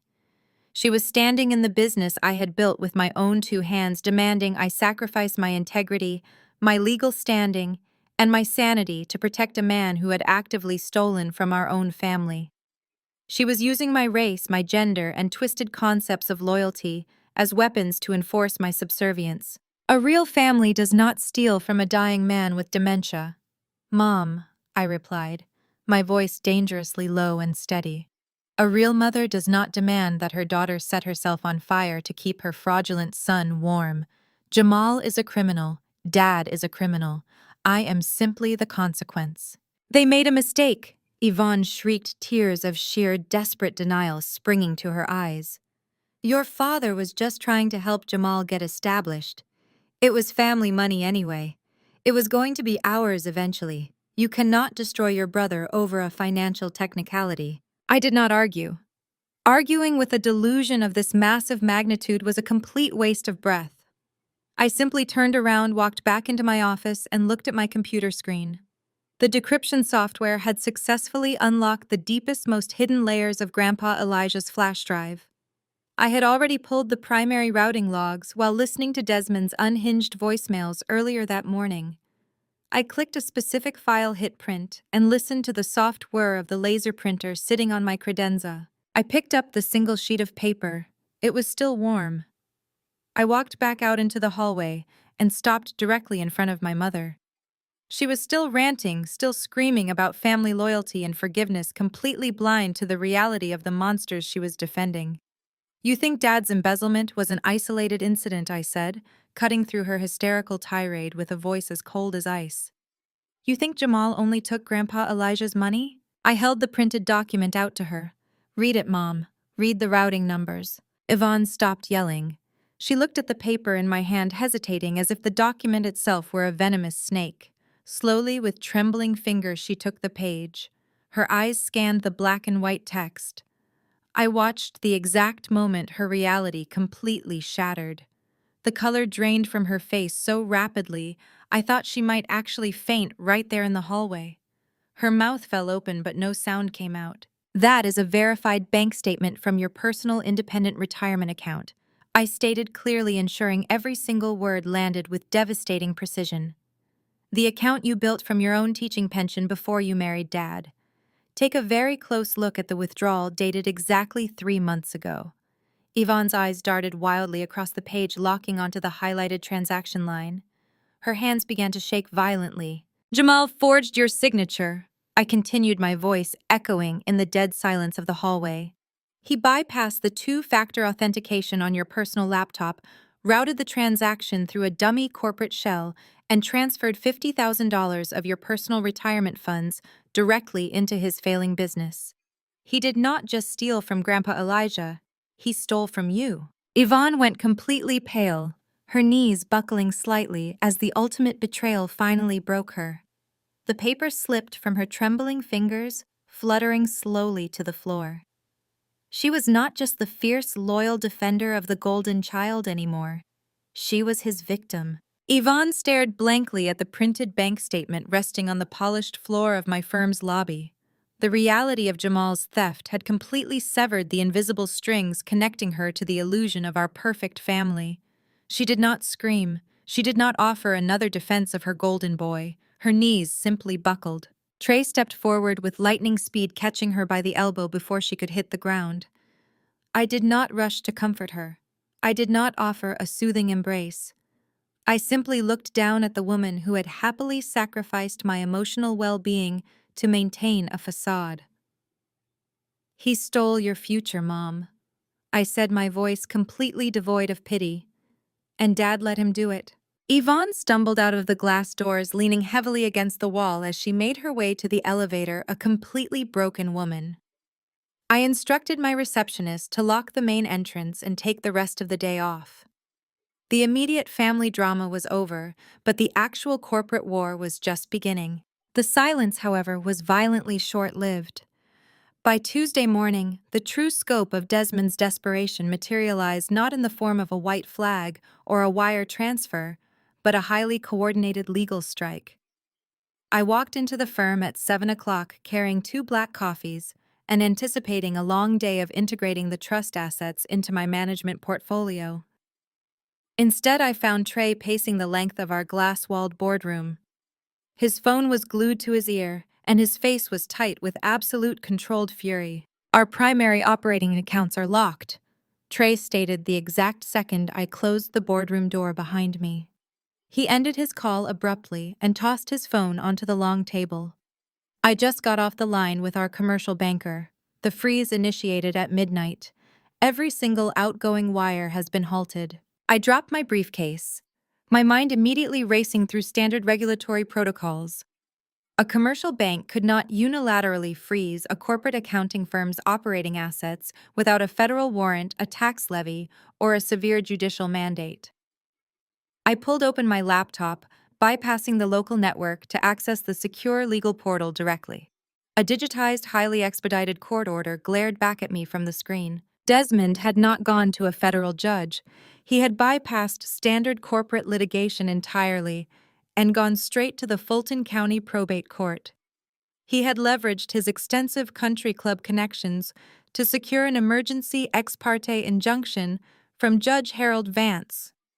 Judge Vance was a notoriously corrupt local official, a man who regularly played 18 holes with my father every Sunday morning and attended the exact same exclusive cigar lounges. The injunction was a masterpiece of manufactured bad faith victimhood.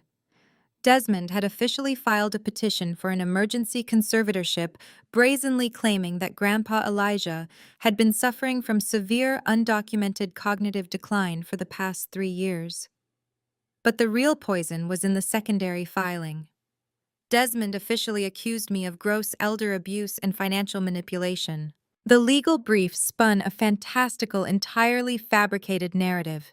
It claimed I had used my specialized forensic accounting expertise to isolate a dying, vulnerable man, manipulate his paranoia, and coerce him into signing over the $50 million trust while he was heavily medicated.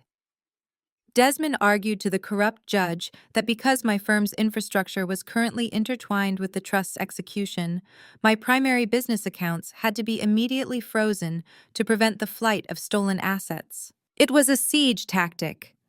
Desmond was trying to financially suffocate me. He knew our firm was currently handling massive corporate audits for several international clients.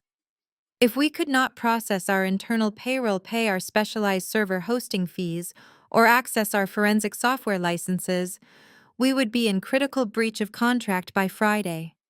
He wanted to starve me out.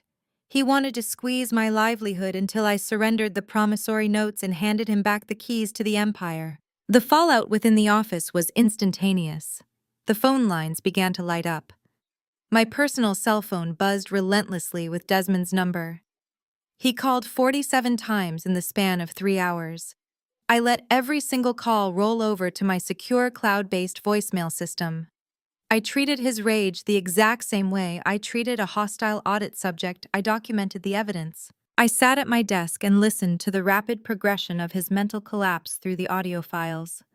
The first few voicemails were dripping with his usual arrogant dictatorial authority.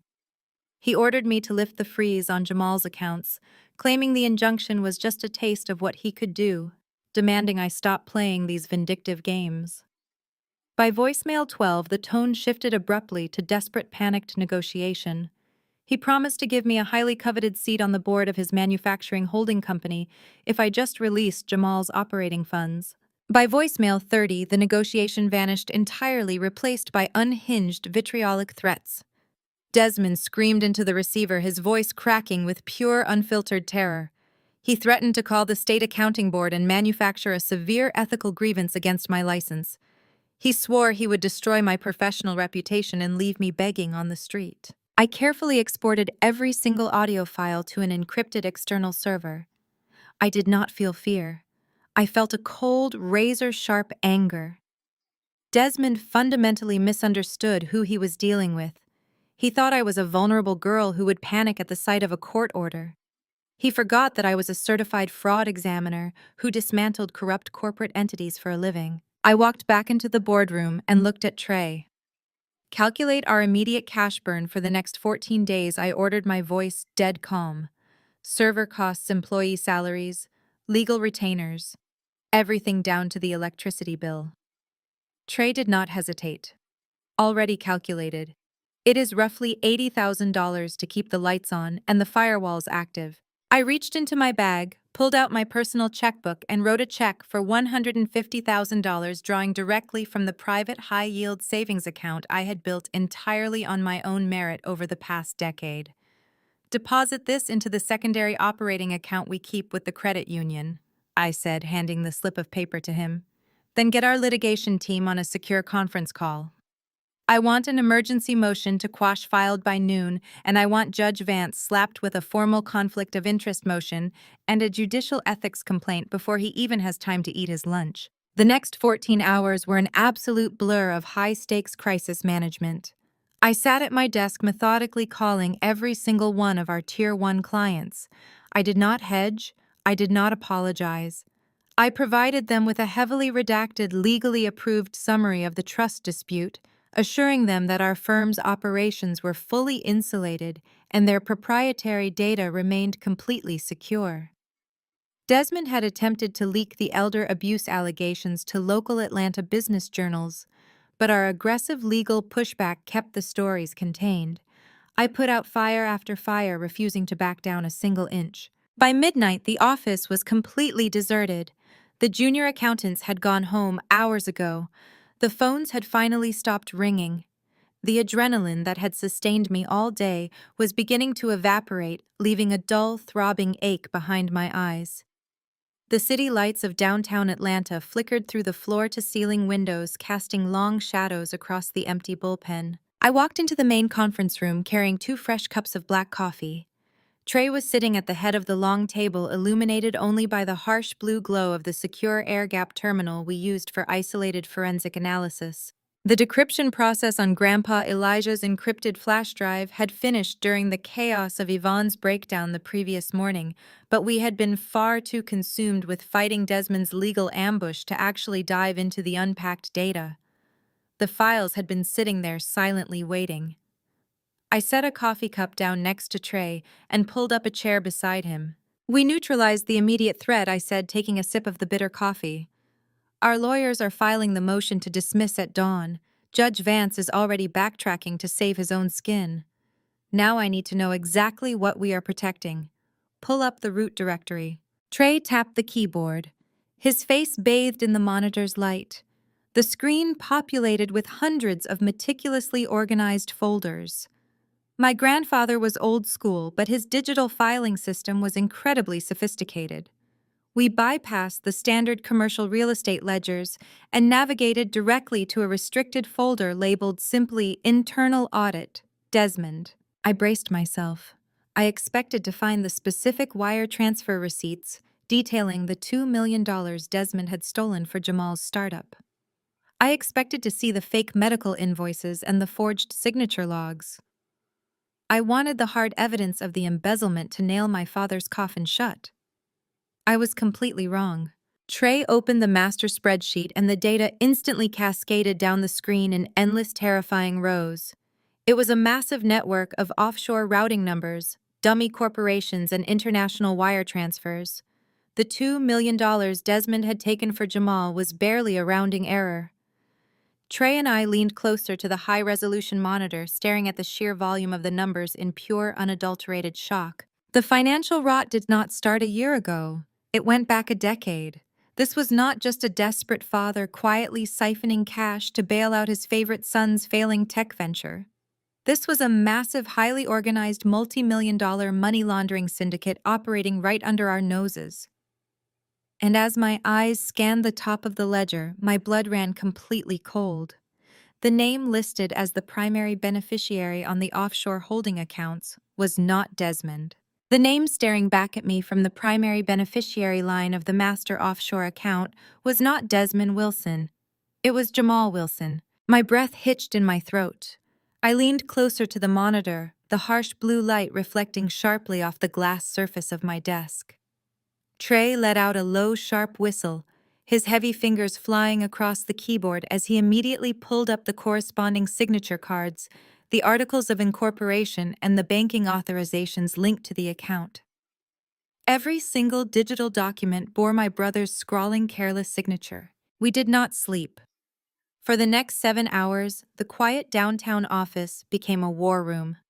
I put my forensic accounting skills into absolute overdrive, bypassing the standard commercial auditing software to manually track the digital footprints hidden within the terabytes of data Grandpa Elijah had meticulously compiled.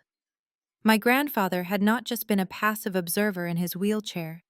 He had been a master investigator, utilizing his fading physical presence as the ultimate cover to assemble a lethal, undeniable dossier.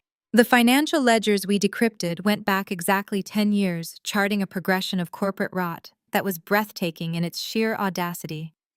Desmond had not merely been skimming small amounts from the family trust to support his lavish lifestyle and weekend golf trips.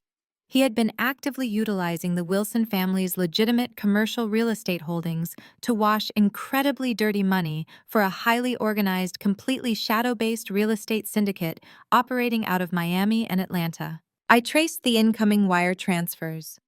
Millions of dollars of illicit cash had been funneled into Desmond's control under the guise of phantom property renovations, hyperinflated contractor invoices, and completely non-existent commercial tenant leases. Desmond would clean the cash through our family's massive corporate streams, take his standard, highly illegal 10% commission, and route the clean money directly back to the syndicate through dummy corporations. But the data showed a massive shift exactly 3 years ago. The federal banking regulations regarding commercial real estate had tightened significantly, requiring intense identity verification for major capital improvements. The syndicate needed a new, less scrutinized vehicle to wash their massive influx of capital. And Desmond, the ever-resourceful patriarch who demanded absolute loyalty from his family, had provided the perfect solution. He did not give Jamal a $2 million seed investment out of fatherly love. He did not fund the tech startup because he actually believed in his golden boy's brilliant business acumen. Desmond funded Jamal's company because a tech startup with massive intangible digital assets was the absolute perfect shell company for a modern money laundering operation. I pulled up the startup's master general ledger and overlaid it directly with the offshore routing numbers Grandpa Elijah had decrypted. It was a flawless, terrifying match. Jamal's company claimed to be selling highly specialized proprietary software licenses to international corporate clients. I tracked the IP addresses and routing numbers of those supposed clients. They were not legitimate businesses. They were proxy servers sitting in empty, abandoned warehouses in Eastern Europe.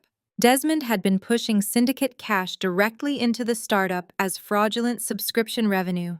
He would then immediately transfer the clean money out as outsourced developmental costs to offshore entities entirely controlled by the syndicate. The $2 million from Grandpa Elijah's medical fund had simply been the initial liquidity required to open the high-tier corporate banking channels without triggering federal anti-laundering flags.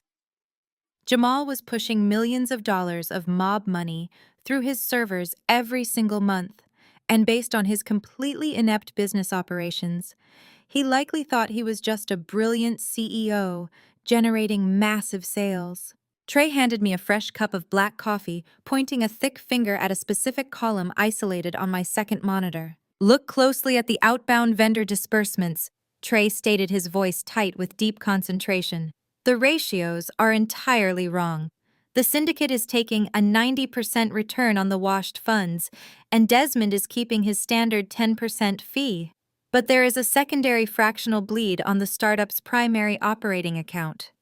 Someone else is taking a highly calculated bite out of the apple." I immediately isolated the specific vendor column, running a fast algorithmic check on the disbursement patterns. Trey was absolutely right. Amidst the massive six-figure transfers routed back to the syndicate, there was a steady, relentless stream of smaller, seemingly innocuous payments leaving Jamal's business. $5,000 for digital marketing consultation, $12,000 for brand synergy analysis, $8,000 for premium lifestyle integration. The payments were remarkably consistent, completely untethered to any actual deliverables, and routed directly to a boutique consulting firm registered in the Cayman Islands.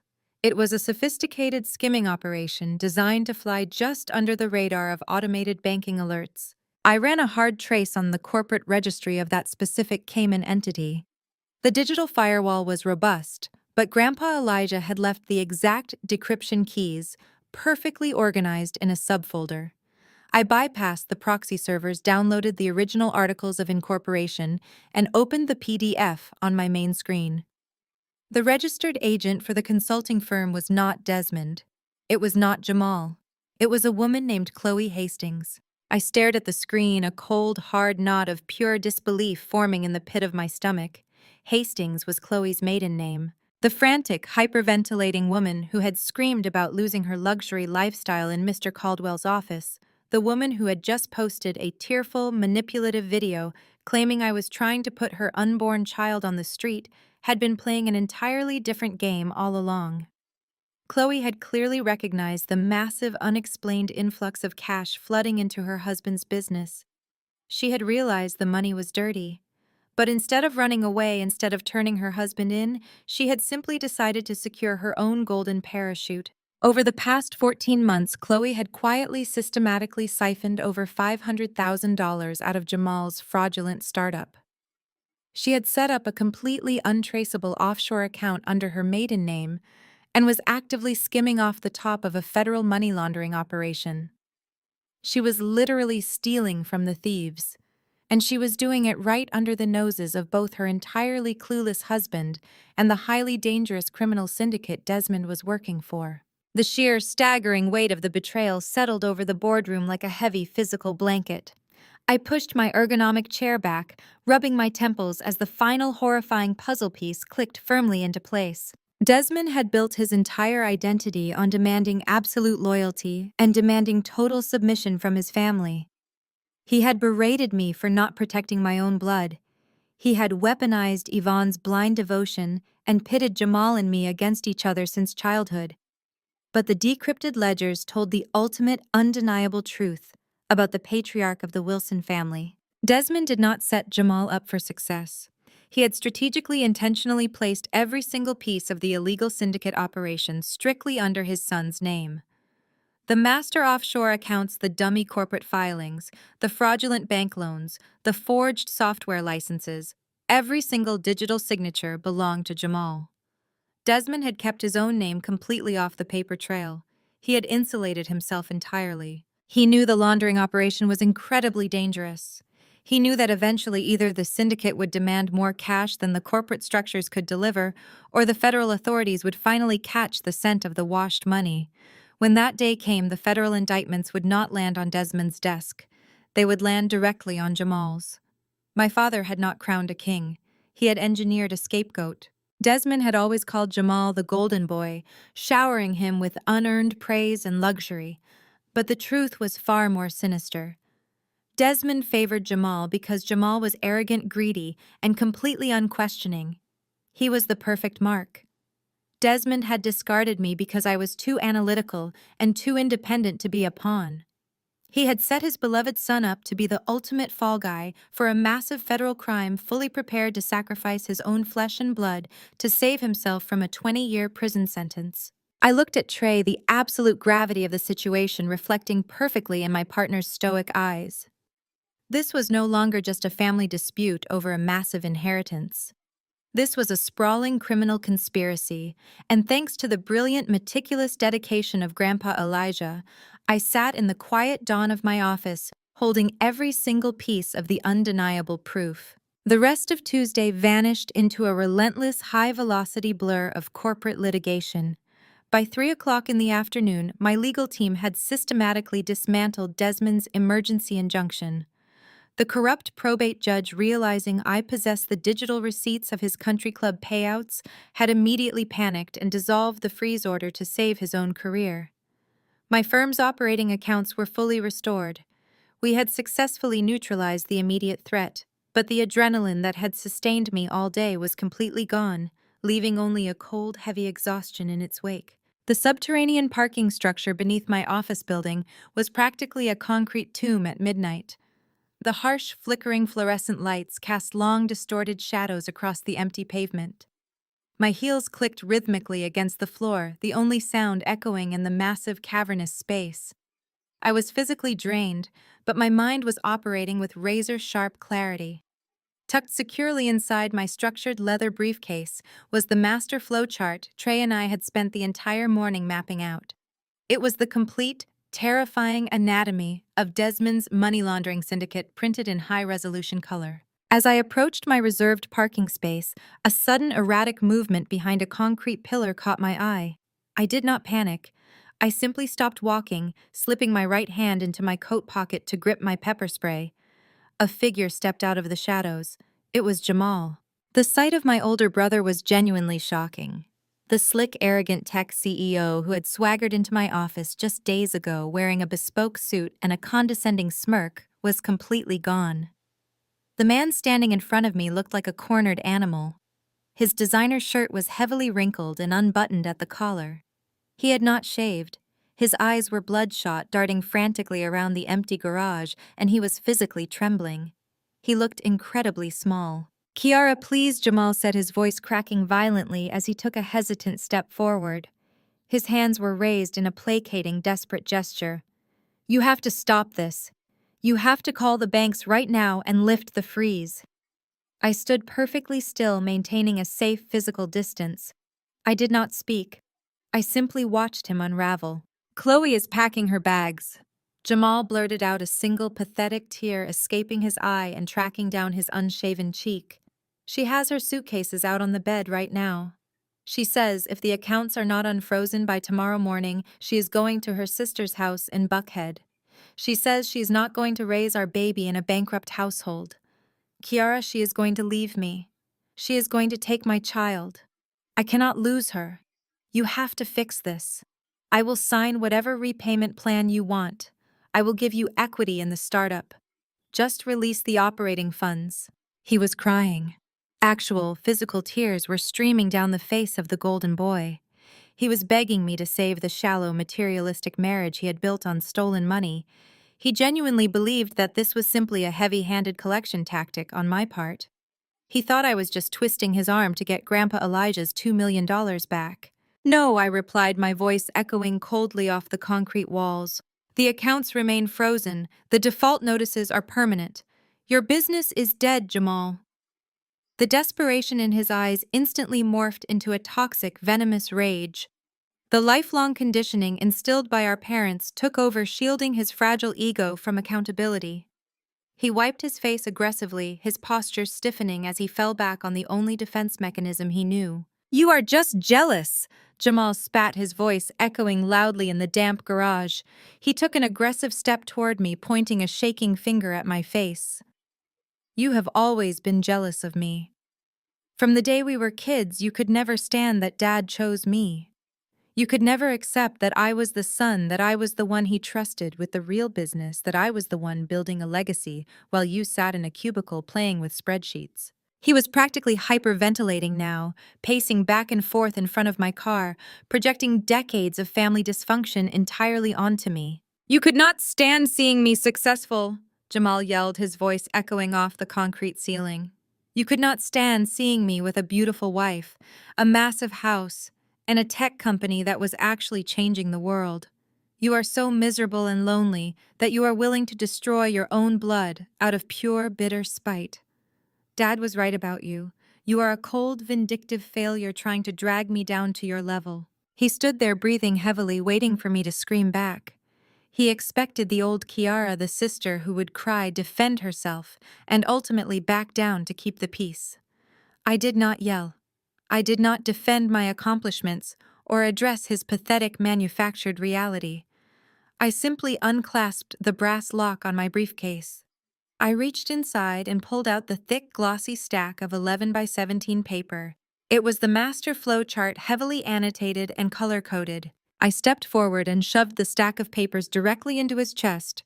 He grabbed them purely on reflex, looking down at the complex web of financial routing lines and corporate entity boxes. "I am not jealous of a dead man walking," I said, my voice completely devoid of emotion. "Look at the paper, Jamal." He frowned, his eyes scanning the top page. It was a visual representation of his startup's cash flow. He saw the massive incoming arrows labeled with dummy corporate names. He saw the outbound arrows pointing to offshore Cayman Island registries. "What is this?" Jamal muttered, his anger momentarily overridden by sheer confusion. These are not my vendors. I do not know these companies. Those are the Miami and Atlanta real estate syndicates, I stated, speaking with the slow, deliberate cadence of a teacher explaining a simple concept to a failing student. You do not have a tech company, Jamal. You have a washing machine. You are not selling proprietary software licenses to international clients. You are laundering millions of dollars of illicit cartel cash every single month through proxy servers in Eastern Europe. Jamal froze. The color instantly drained from his face. His eyes darted from the paper to me and back to the paper. That is impossible, he stammered, his voice dropping to a terrified whisper. Dad set up the client acquisition streams. Dad handled the international vendor contracts. He told me it was a complex tax mitigation strategy for high net worth tech investors. He said he was helping me scale the business. I tapped my manicured fingernail against the bottom corner of the first page. Turn to page 3, I instructed. He fumbled with the thick paper, his hands shaking so violently he nearly dropped the entire stack onto the concrete floor. He flipped to the third page. It was a digitized copy of his master corporate banking authorization form, alongside the articles of incorporation for the offshore holding companies used to funnel the clean money back to the syndicate. Whose signature is on the master authorization? I asked, stepping closer so he could not look away from the undeniable proof. He stared at the black ink. It was his own chaotic, looping signature. Now look at the offshore holding companies, I continued relentlessly. Look at the registered agent for the dummy corporations absorbing the massive federal tax liabilities. Whose name is on the federal filings, Jamal? He did not answer. He just stared at his own name, printed in bold black letters across every single highly illegal document. Where is Dad's signature? I asked, my voice cutting through the damp garage air like a scalpel. Find Desmond's name anywhere on that document. Find his signature on the corporate registry. Find his digital footprint on the banking authorization. Jamal frantically flipped to the 4th page, then the 5th, his breath coming in shallow, panicked gasps. He was scanning the ledgers, searching for the ultimate protector, looking for the father who had always shielded him from consequences.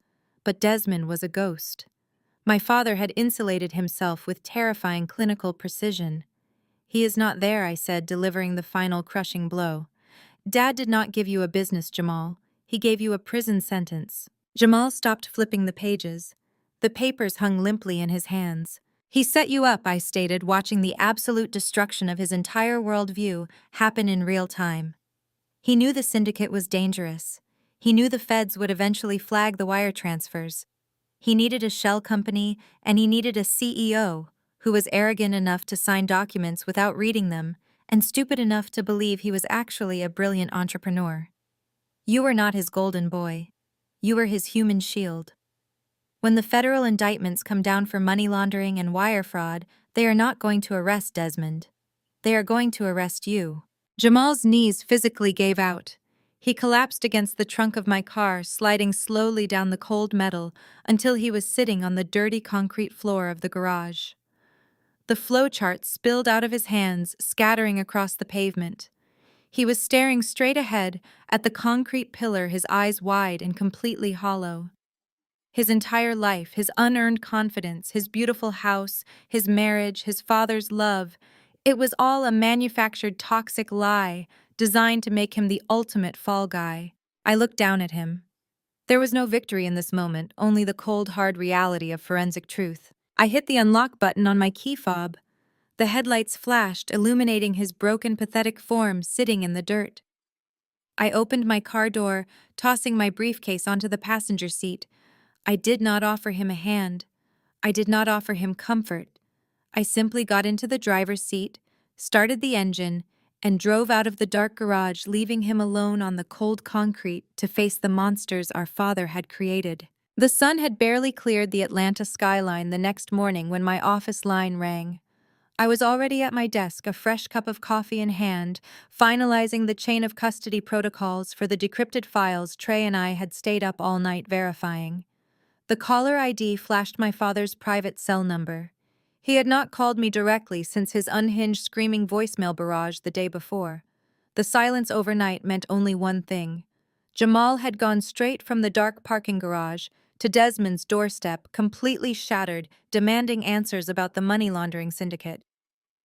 Desmond's golden shield was cracking, and my father was officially in panic mode. I let it ring twice before picking up the receiver. "We are currently in active litigation, Desmond," I stated, keeping my tone strictly professional and entirely devoid of warmth. "Any communication regarding the estate or the frozen operating accounts needs to be routed directly through my corporate counsel." "Kiara, please," Desmond said. His voice was shockingly soft, stripped of its usual booming dictatorial authority. It sounded heavily practiced. It sounded like a performance designed specifically to disarm me. "Just listen to me for 1 minute as your father," he pleaded, letting a heavy theatrical sigh escape into the receiver. "Your mother is not doing well at all. Her blood pressure spiked dangerously high last night after she saw what happened with Jamal's accounts and read that bank statement. Her doctor is talking about hospitalizing her if her stress levels do not come down immediately. This war you are waging is literally killing her." I stared at the pristine glass surface of my desk, my expression flat. He was weaponizing Yvonne's health, using the very woman he had financially defrauded as a human shield to buy himself time and leverage. "What do you want?" I asked, my voice cutting through his manufactured empathy. "A peace offering," Desmond said smoothly, pivoting back to his role as the benevolent patriarch. "I want a quiet, private family dinner tonight at the house. No lawyers, no shouting. I have drafted a highly generous settlement agreement. I will personally make sure Jamal steps away from the estate entirely, and I will guarantee your firm's operating costs for the next 5 years from my own holding company. We can settle this quietly out of court, Kiara. We can fix this family before it is damaged beyond repair." I ended the call without giving him a confirmation and looked up. Trey was standing in the doorway of my office, a stack of freshly printed bank subpoenas in his massive hands. He had heard the entire conversation on speakerphone. "It is a trap," Trey stated, his voice a low, vibrating rumble of absolute certainty. "He is cornered. The injunction failed. Jamal is panicking and asking questions Desmond cannot answer. Desmond is trying to lure you into a controlled environment where he holds all the physical and psychological leverage. He wants to bully you into signing a blanket non-disclosure agreement disguised as a generous family settlement." "I know," I said, leaning back in my ergonomic chair. "Then tell him to fax the settlement to our legal team and ignore the dinner," Trey urged, stepping into the room and dropping the heavy files onto my desk. "You do not walk into a burning building just because the arsonist invited you for a home-cooked meal. He is trying to isolate you." I looked out the massive floor-to-ceiling window of my office. For 22 years, that sprawling brick mansion in Buckhead had been a physical manifestation of my own inadequacy. It was the house where my achievements were openly mocked, where my grandfather was systematically isolated, and where Desmond had held court like an untouchable king. I had spent my entire childhood being pushed out of those heavy oak doors, told to go play quietly, while the men discussed real business. I had been made to feel like an unwelcome guest in my own home. "I am going," I said, my voice quiet but completely immovable. Trey frowned, his broad shoulders tensing defensively. "Kiara, that is reckless." "No, it is necessary," I corrected, standing up and smoothing the front of my tailored skirt. "Desmond thinks he still controls the narrative. He thinks if he gets me back inside those walls, surrounded by the expensive art and the imported marble he bought with stolen money, I will revert back to the obedient, quiet daughter. He thinks the house itself will intimidate me into compliance." I looked directly at Trey, feeling a cold, righteous fire burning steadily in my chest. "I am not hiding behind lawyers. I am not negotiating through emails. I am walking through his front door on my own terms. Tonight, I am the one bringing the eviction notice." The rest of the afternoon was dedicated to pure surgical preparation. I did not spend a single second reviewing the generic settlement terms Desmond had preemptively emailed to my inbox. That email went straight into the digital trash bin. Instead, I directed my entire firm's processing power toward finalizing the forensic audit. We pulled every single decrypted ledger from Grandpa Elijah's flash drive. We cross-referenced the offshore Cayman Island accounts registered to Chloe with the proxy servers utilized by the Miami real estate syndicate. We documented the precise fractional bleed from Jamal's startup. We matched Desmond's initial $2 million embezzlement from the medical trust directly to the exact seed funding required to open the fraudulent banking channels. I did not just print a few spreadsheets. I compiled a comprehensive, legally binding, meticulously categorized forensic dossier. It took 3 massive commercial binders to hold the sheer volume of evidence. 400 pages of hard, undeniable corporate fraud, money laundering, and elder abuse. The pages were heavily annotated, highlighted, and tabbed with aggressive precision. The physical weight of the binders was substantial. It was a tangible, heavy weapon forged purely from ink, paper, and forensic mathematics. At 6 o'clock, I went into my private executive washroom to change. This was not a family dinner. This was a corporate execution. I dressed accordingly. I selected a tailored charcoal gray suit with razor-sharp lines, a crisp white silk blouse, and black stiletto heels that struck the floor with heavy authority. I pulled my hair back into a severe, sleek knot. I applied a deep, unforgiving red lipstick. I looked in the mirror and saw exactly what Desmond had always feared: a brilliant, financially lethal woman who could not be controlled, bought, or intimidated. I walked back out to the bullpen. The massive 400-page audit was sitting on the boardroom table, bound in thick black leather. The drive to Buckhead was completely silent. The sun had already set by the time we turned onto the private tree-lined street leading to Desmond's sprawling estate. The massive wrought iron gates swung open automatically, the security sensors recognizing my vehicle. The long, sweeping driveway was lined with perfectly manicured hedges and expensive landscape lighting leading up to the grand, imposing facade of the brick mansion. Desmond's pristine luxury sedan was parked in the circular driveway. Jamal's sports car was parked haphazardly near the stone fountain. The house was blazing with light, projecting a flawless illusion of warmth, wealth, and unshakable stability. I cut the engine. I did not feel a single ounce of nostalgia. I did not feel the familiar, suffocating weight of childhood insecurity that usually accompanied a visit to this property. I felt absolute surgical clarity. I stepped out of the car, the cool evening air hitting my face. I reached into the back seat and pulled out the heavy black leather binder containing the 400-page forensic audit. I gripped it tightly against my side.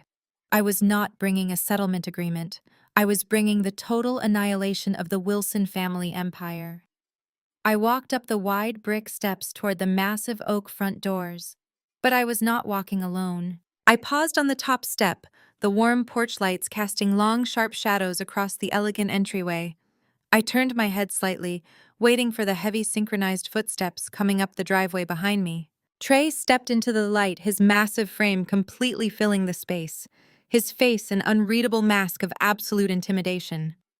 And stepping up right beside him, adjusting his perfectly tailored suit jacket and carrying a sleek locked briefcase of his own, was Mr. Caldwell. The senior estate litigator and former federal prosecutor had cleared his entire evening schedule for this specific appointment. Desmond wanted a quiet, private family dinner to sweep 10 years of federal crimes under the rug. He was about to get a corporate tribunal. I reached out and firmly pressed the doorbell. The heavy mahogany front door was pulled open by a uniformed housekeeper who looked instantly terrified by the sheer, imposing presence of Trey and Mr. Caldwell flanking me. I did not wait to be invited inside. I stepped across the threshold, my heels echoing sharply against the imported Italian marble of the grand foyer. I knew the layout of this house perfectly. I bypassed the formal sitting rooms and walked directly toward the back of the estate, heading straight for the extravagant formal dining room. I pushed the double French doors open. The scene inside was a masterclass in performative intimidation. Desmond sat at the absolute head of the massive custom-built dining table, wearing a dark, impeccably tailored suit, projecting the image of a reasonable, benevolent king. To his immediate right sat a man I recognized instantly, from local legal publications, a high-priced, incredibly aggressive corporate defense attorney, known for burying opponents in frivolous paperwork. Yvonne sat to Desmond's left, staring blankly down at the pristine gold-rimmed china plate in front of her. She looked heavily medicated, her eyes vacant the reality of her husband and son's betrayal, clearly having broken her spirit. Jamal sat further down the table, sweating profusely through his designer shirt, his knee bouncing with frantic, nervous energy. He looked like a man standing on the gallows. And then there was Chloe. She was sitting next to Jamal, sipping sparkling water from a crystal flute. The tearful, devastated, terrified pregnant woman from the viral social media video was entirely gone. In her place sat a smug, intensely arrogant socialite who believed she had just won the lottery. She looked me up and down with absolute contempt, her lips curling into a triumphant smirk. None of them expected me to walk in with an entourage. Desmond's confident posture faltered for a fraction of a second when he saw Trey's massive, intimidating frame step into the room, followed immediately by Mr. Caldwell, whose reputation as a ruthless former federal prosecutor preceded him. Desmond quickly recovered, pasting on a tight, patronizing smile. He gestured expansively to the empty chairs at the opposite end of the table. "I am so glad you decided to be reasonable," Kiara Desmond said, his voice dripping with fake paternal warmth. "Please sit down. We do not need to let this unfortunate misunderstanding go any further." I did not sit. I remained standing at the foot of the table, flanked by my partner and my attorney. The corporate lawyer cleared his throat, sliding a sleek, leather-bound folder across the polished expanse of the dining table, until it stopped directly in front of me. "Your father is offering an incredibly generous resolution to this family dispute," the lawyer stated, his tone slick and deeply condescending. "Inside that folder is a binding settlement agreement. You will immediately surrender 80% of the Elijah Heritage Trust to Desmond's primary holding company. In exchange, you will retain 20% for your cooperation. Desmond will graciously instruct Judge Vance to permanently lift the injunction on your accounting firm, and the family will publicly retract the elder abuse allegations. It is a clean, quiet exit for everyone." Chloe let out a soft, mocking laugh, leaning back in her chair and crossing her arms. "Take the deal, Kiara." Chloe sneered, her voice laced with pure venom. "You are entirely out of your depth. You played a stupid game and you lost. Sign the papers so we can all move on with our lives." I looked at the folders sitting on the china plate. I reached out with one finger and smoothly slid the untouchable contract right back across the table. Trey stepped forward. He unclasped the heavy black leather binder he was carrying and slammed it down onto the center of the table. The sheer physical weight of the 400-page forensic audit hit the wood with a deafening, violent crash. The fine china rattled loudly. The crystal water glasses shook. Everyone at the table physically jumped. "I am not here to negotiate a settlement," I said, my voice completely flat and echoing with absolute freezing authority. "I am here to explain exactly how you are going to prison." Desmond's face flushed a deep, furious purple. He slammed his hands down on the table, preparing to shout, but I cut him off with a surgical strike. "Page 42 of the audit," Desmond stated, staring dead into his eyes. "You did not build a legitimate manufacturing empire. You built a cleaning service for the Miami and Atlanta real estate syndicates. For 10 years, you have been funneling millions of dollars in illicit cash through fake property renovations and non-existent commercial leases. And when federal banking regulations tightened, you needed a new washing machine. So you used Grandpa Elijah's stolen medical funds to capitalize a fraudulent tech startup under Jamal's name, ensuring that when the federal indictments inevitably came down, your golden boy would take the absolute fall for wire fraud and international money laundering." The corporate lawyer went completely rigid. He looked at Desmond, then looked at the massive binder on the table, realizing instantly that his client had lied to him about the nature of the dispute. Lawyers defend civil lawsuits. They do not willingly step into federal racketeering conspiracies. Desmond opened his mouth, sputtering his carefully constructed facade, collapsing into pure, unadulterated panic. But I was not finished. I turned my gaze away from my father and locked eyes directly with Chloe. Her smug smirk had completely vanished. "You thought you were so much smarter than everyone else in this room, Chloe," I said, my voice dropping to a lethal whisper. "You saw the dirty money flooding into Jamal's business, and you decided to take your own cut." I reached into my briefcase, pulled out a separate, perfectly organized file, and dropped it directly onto the table in front of Jamal. Page 218. I instructed, watching Jamal's shaking hands reach for the file. Your loving, devoted wife set up a shadow consulting firm in the Cayman Islands under her maiden name, Hastings. Over the past 14 months, she has systematically siphoned $500,000 out of your operating accounts. She is stealing from the very same criminal syndicate your father is laundering money for. Chloe turned entirely ghost white. All the blood drained from her face so fast she looked physically ill. She grabbed the edge of the table, her mouth opening and closing as she tried to form a denial, but the bank routing numbers staring up at Jamal were absolutely indisputable. Jamal stared at the offshore ledgers. He looked at the massive repeated transfers made out to Chloe's maiden name. The reality of his entire existence completely fractured. His father had set him up for federal prison, and his wife was stealing the illicit funds right out from under him. Jamal let out a guttural, agonizing scream. He snapped. He lunged across the table directly at Chloe, his hands grasping wildly for her, knocking over crystal glasses and shattering plates in a blind, violent rage. Trey moved instantaneously, grabbing Jamal by the back of his collar and hauling him backward before he could reach her, pinning my brother firmly against the wall. Yvonne burst into loud, hysterical tears, burying her face in her hands. The absolute horror of her reality had finally crushed her. She was watching the monster she had married and blindly defended destroy her children in real time. Desmond completely lost his mind. His face twisted into a mask of pure, unhinged fury. He grabbed the edge of the massive mahogany dining table, roaring with rage, and attempted to flip the entire piece of furniture over. But the table was solid, custom-built wood.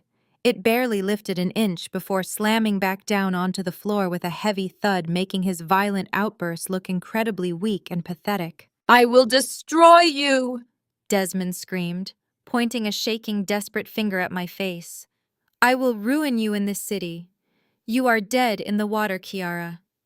I stood perfectly still amidst the screaming, the shattered glass, and the absolute destruction of the Wilson family. I raised my wrist and calmly looked at my watch. It was exactly 8:15.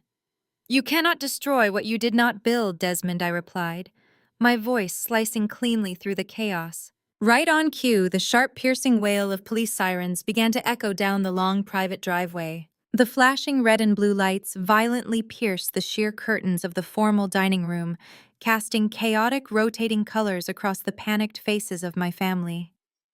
The heavy oak front doors of the mansion did not just open, they were aggressively breached.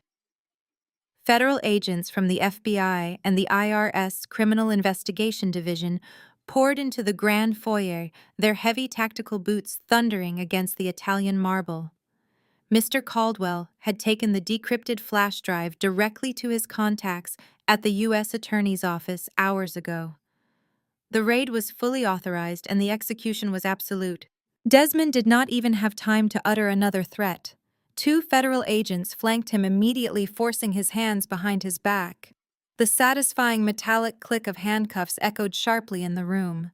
Desmond sputtered, demanding his lawyer, but the high-priced corporate attorney had already backed away, holding his hands up in strict surrender, completely abandoning his fraudulent client to the federal authorities. Jamal was pulled away from the wall by a separate team of agents. He did not fight them. He simply hung his head, sobbing uncontrollably, as they read him his rights regarding his role as the primary signatory on the illicit shell company. Chloe panicked. In a desperate, completely irrational move, she grabbed her designer purse and bolted toward the swinging doors leading to the kitchen, abandoning her husband without a second thought. She did not make it past the marble countertops. 3 agents blocked the rear exit, holding up printed warrants, specifically listing her Cayman Island banking records. She was detained on the spot, her luxurious stolen life evaporating in an instant. I walked out the front door with Trey and Mr. Caldwell, leaving the flashing lights and the shattered empire far behind me. 1 year later, the justice system had completely metabolized the Wilson family. Desmond was serving a highly publicized 20-year sentence in a federal penitentiary for massive wire fraud, money laundering, and severe elder financial abuse.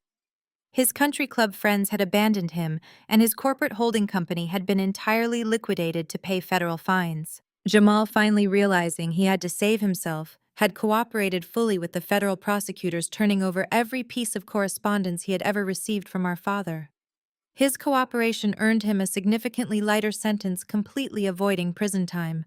However, the federal asset forfeiture stripped him of everything. Chloe had divorced him the exact week her own legal team secured a plea deal, fleeing the state and leaving him completely bankrupt. The former golden boy was now working a minimum wage retail job in a strip mall, quietly spending his days stocking shelves to pay off a mountain of court-ordered restitution fees. Yvonne had been forced out of the Buckhead mansion when the federal government seized the property.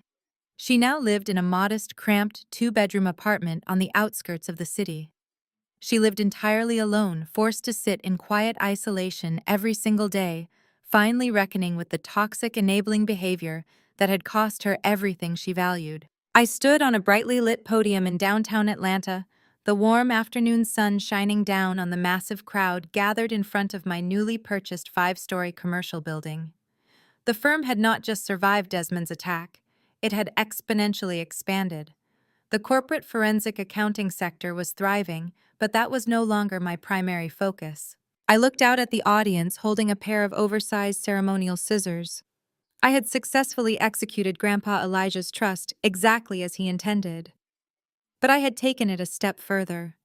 I utilized the remaining assets to officially launch the Elijah Heritage Foundation, a massive, fully funded grant program dedicated exclusively to providing capital legal protection and accounting resources to young minority women starting their own businesses. I looked to my right.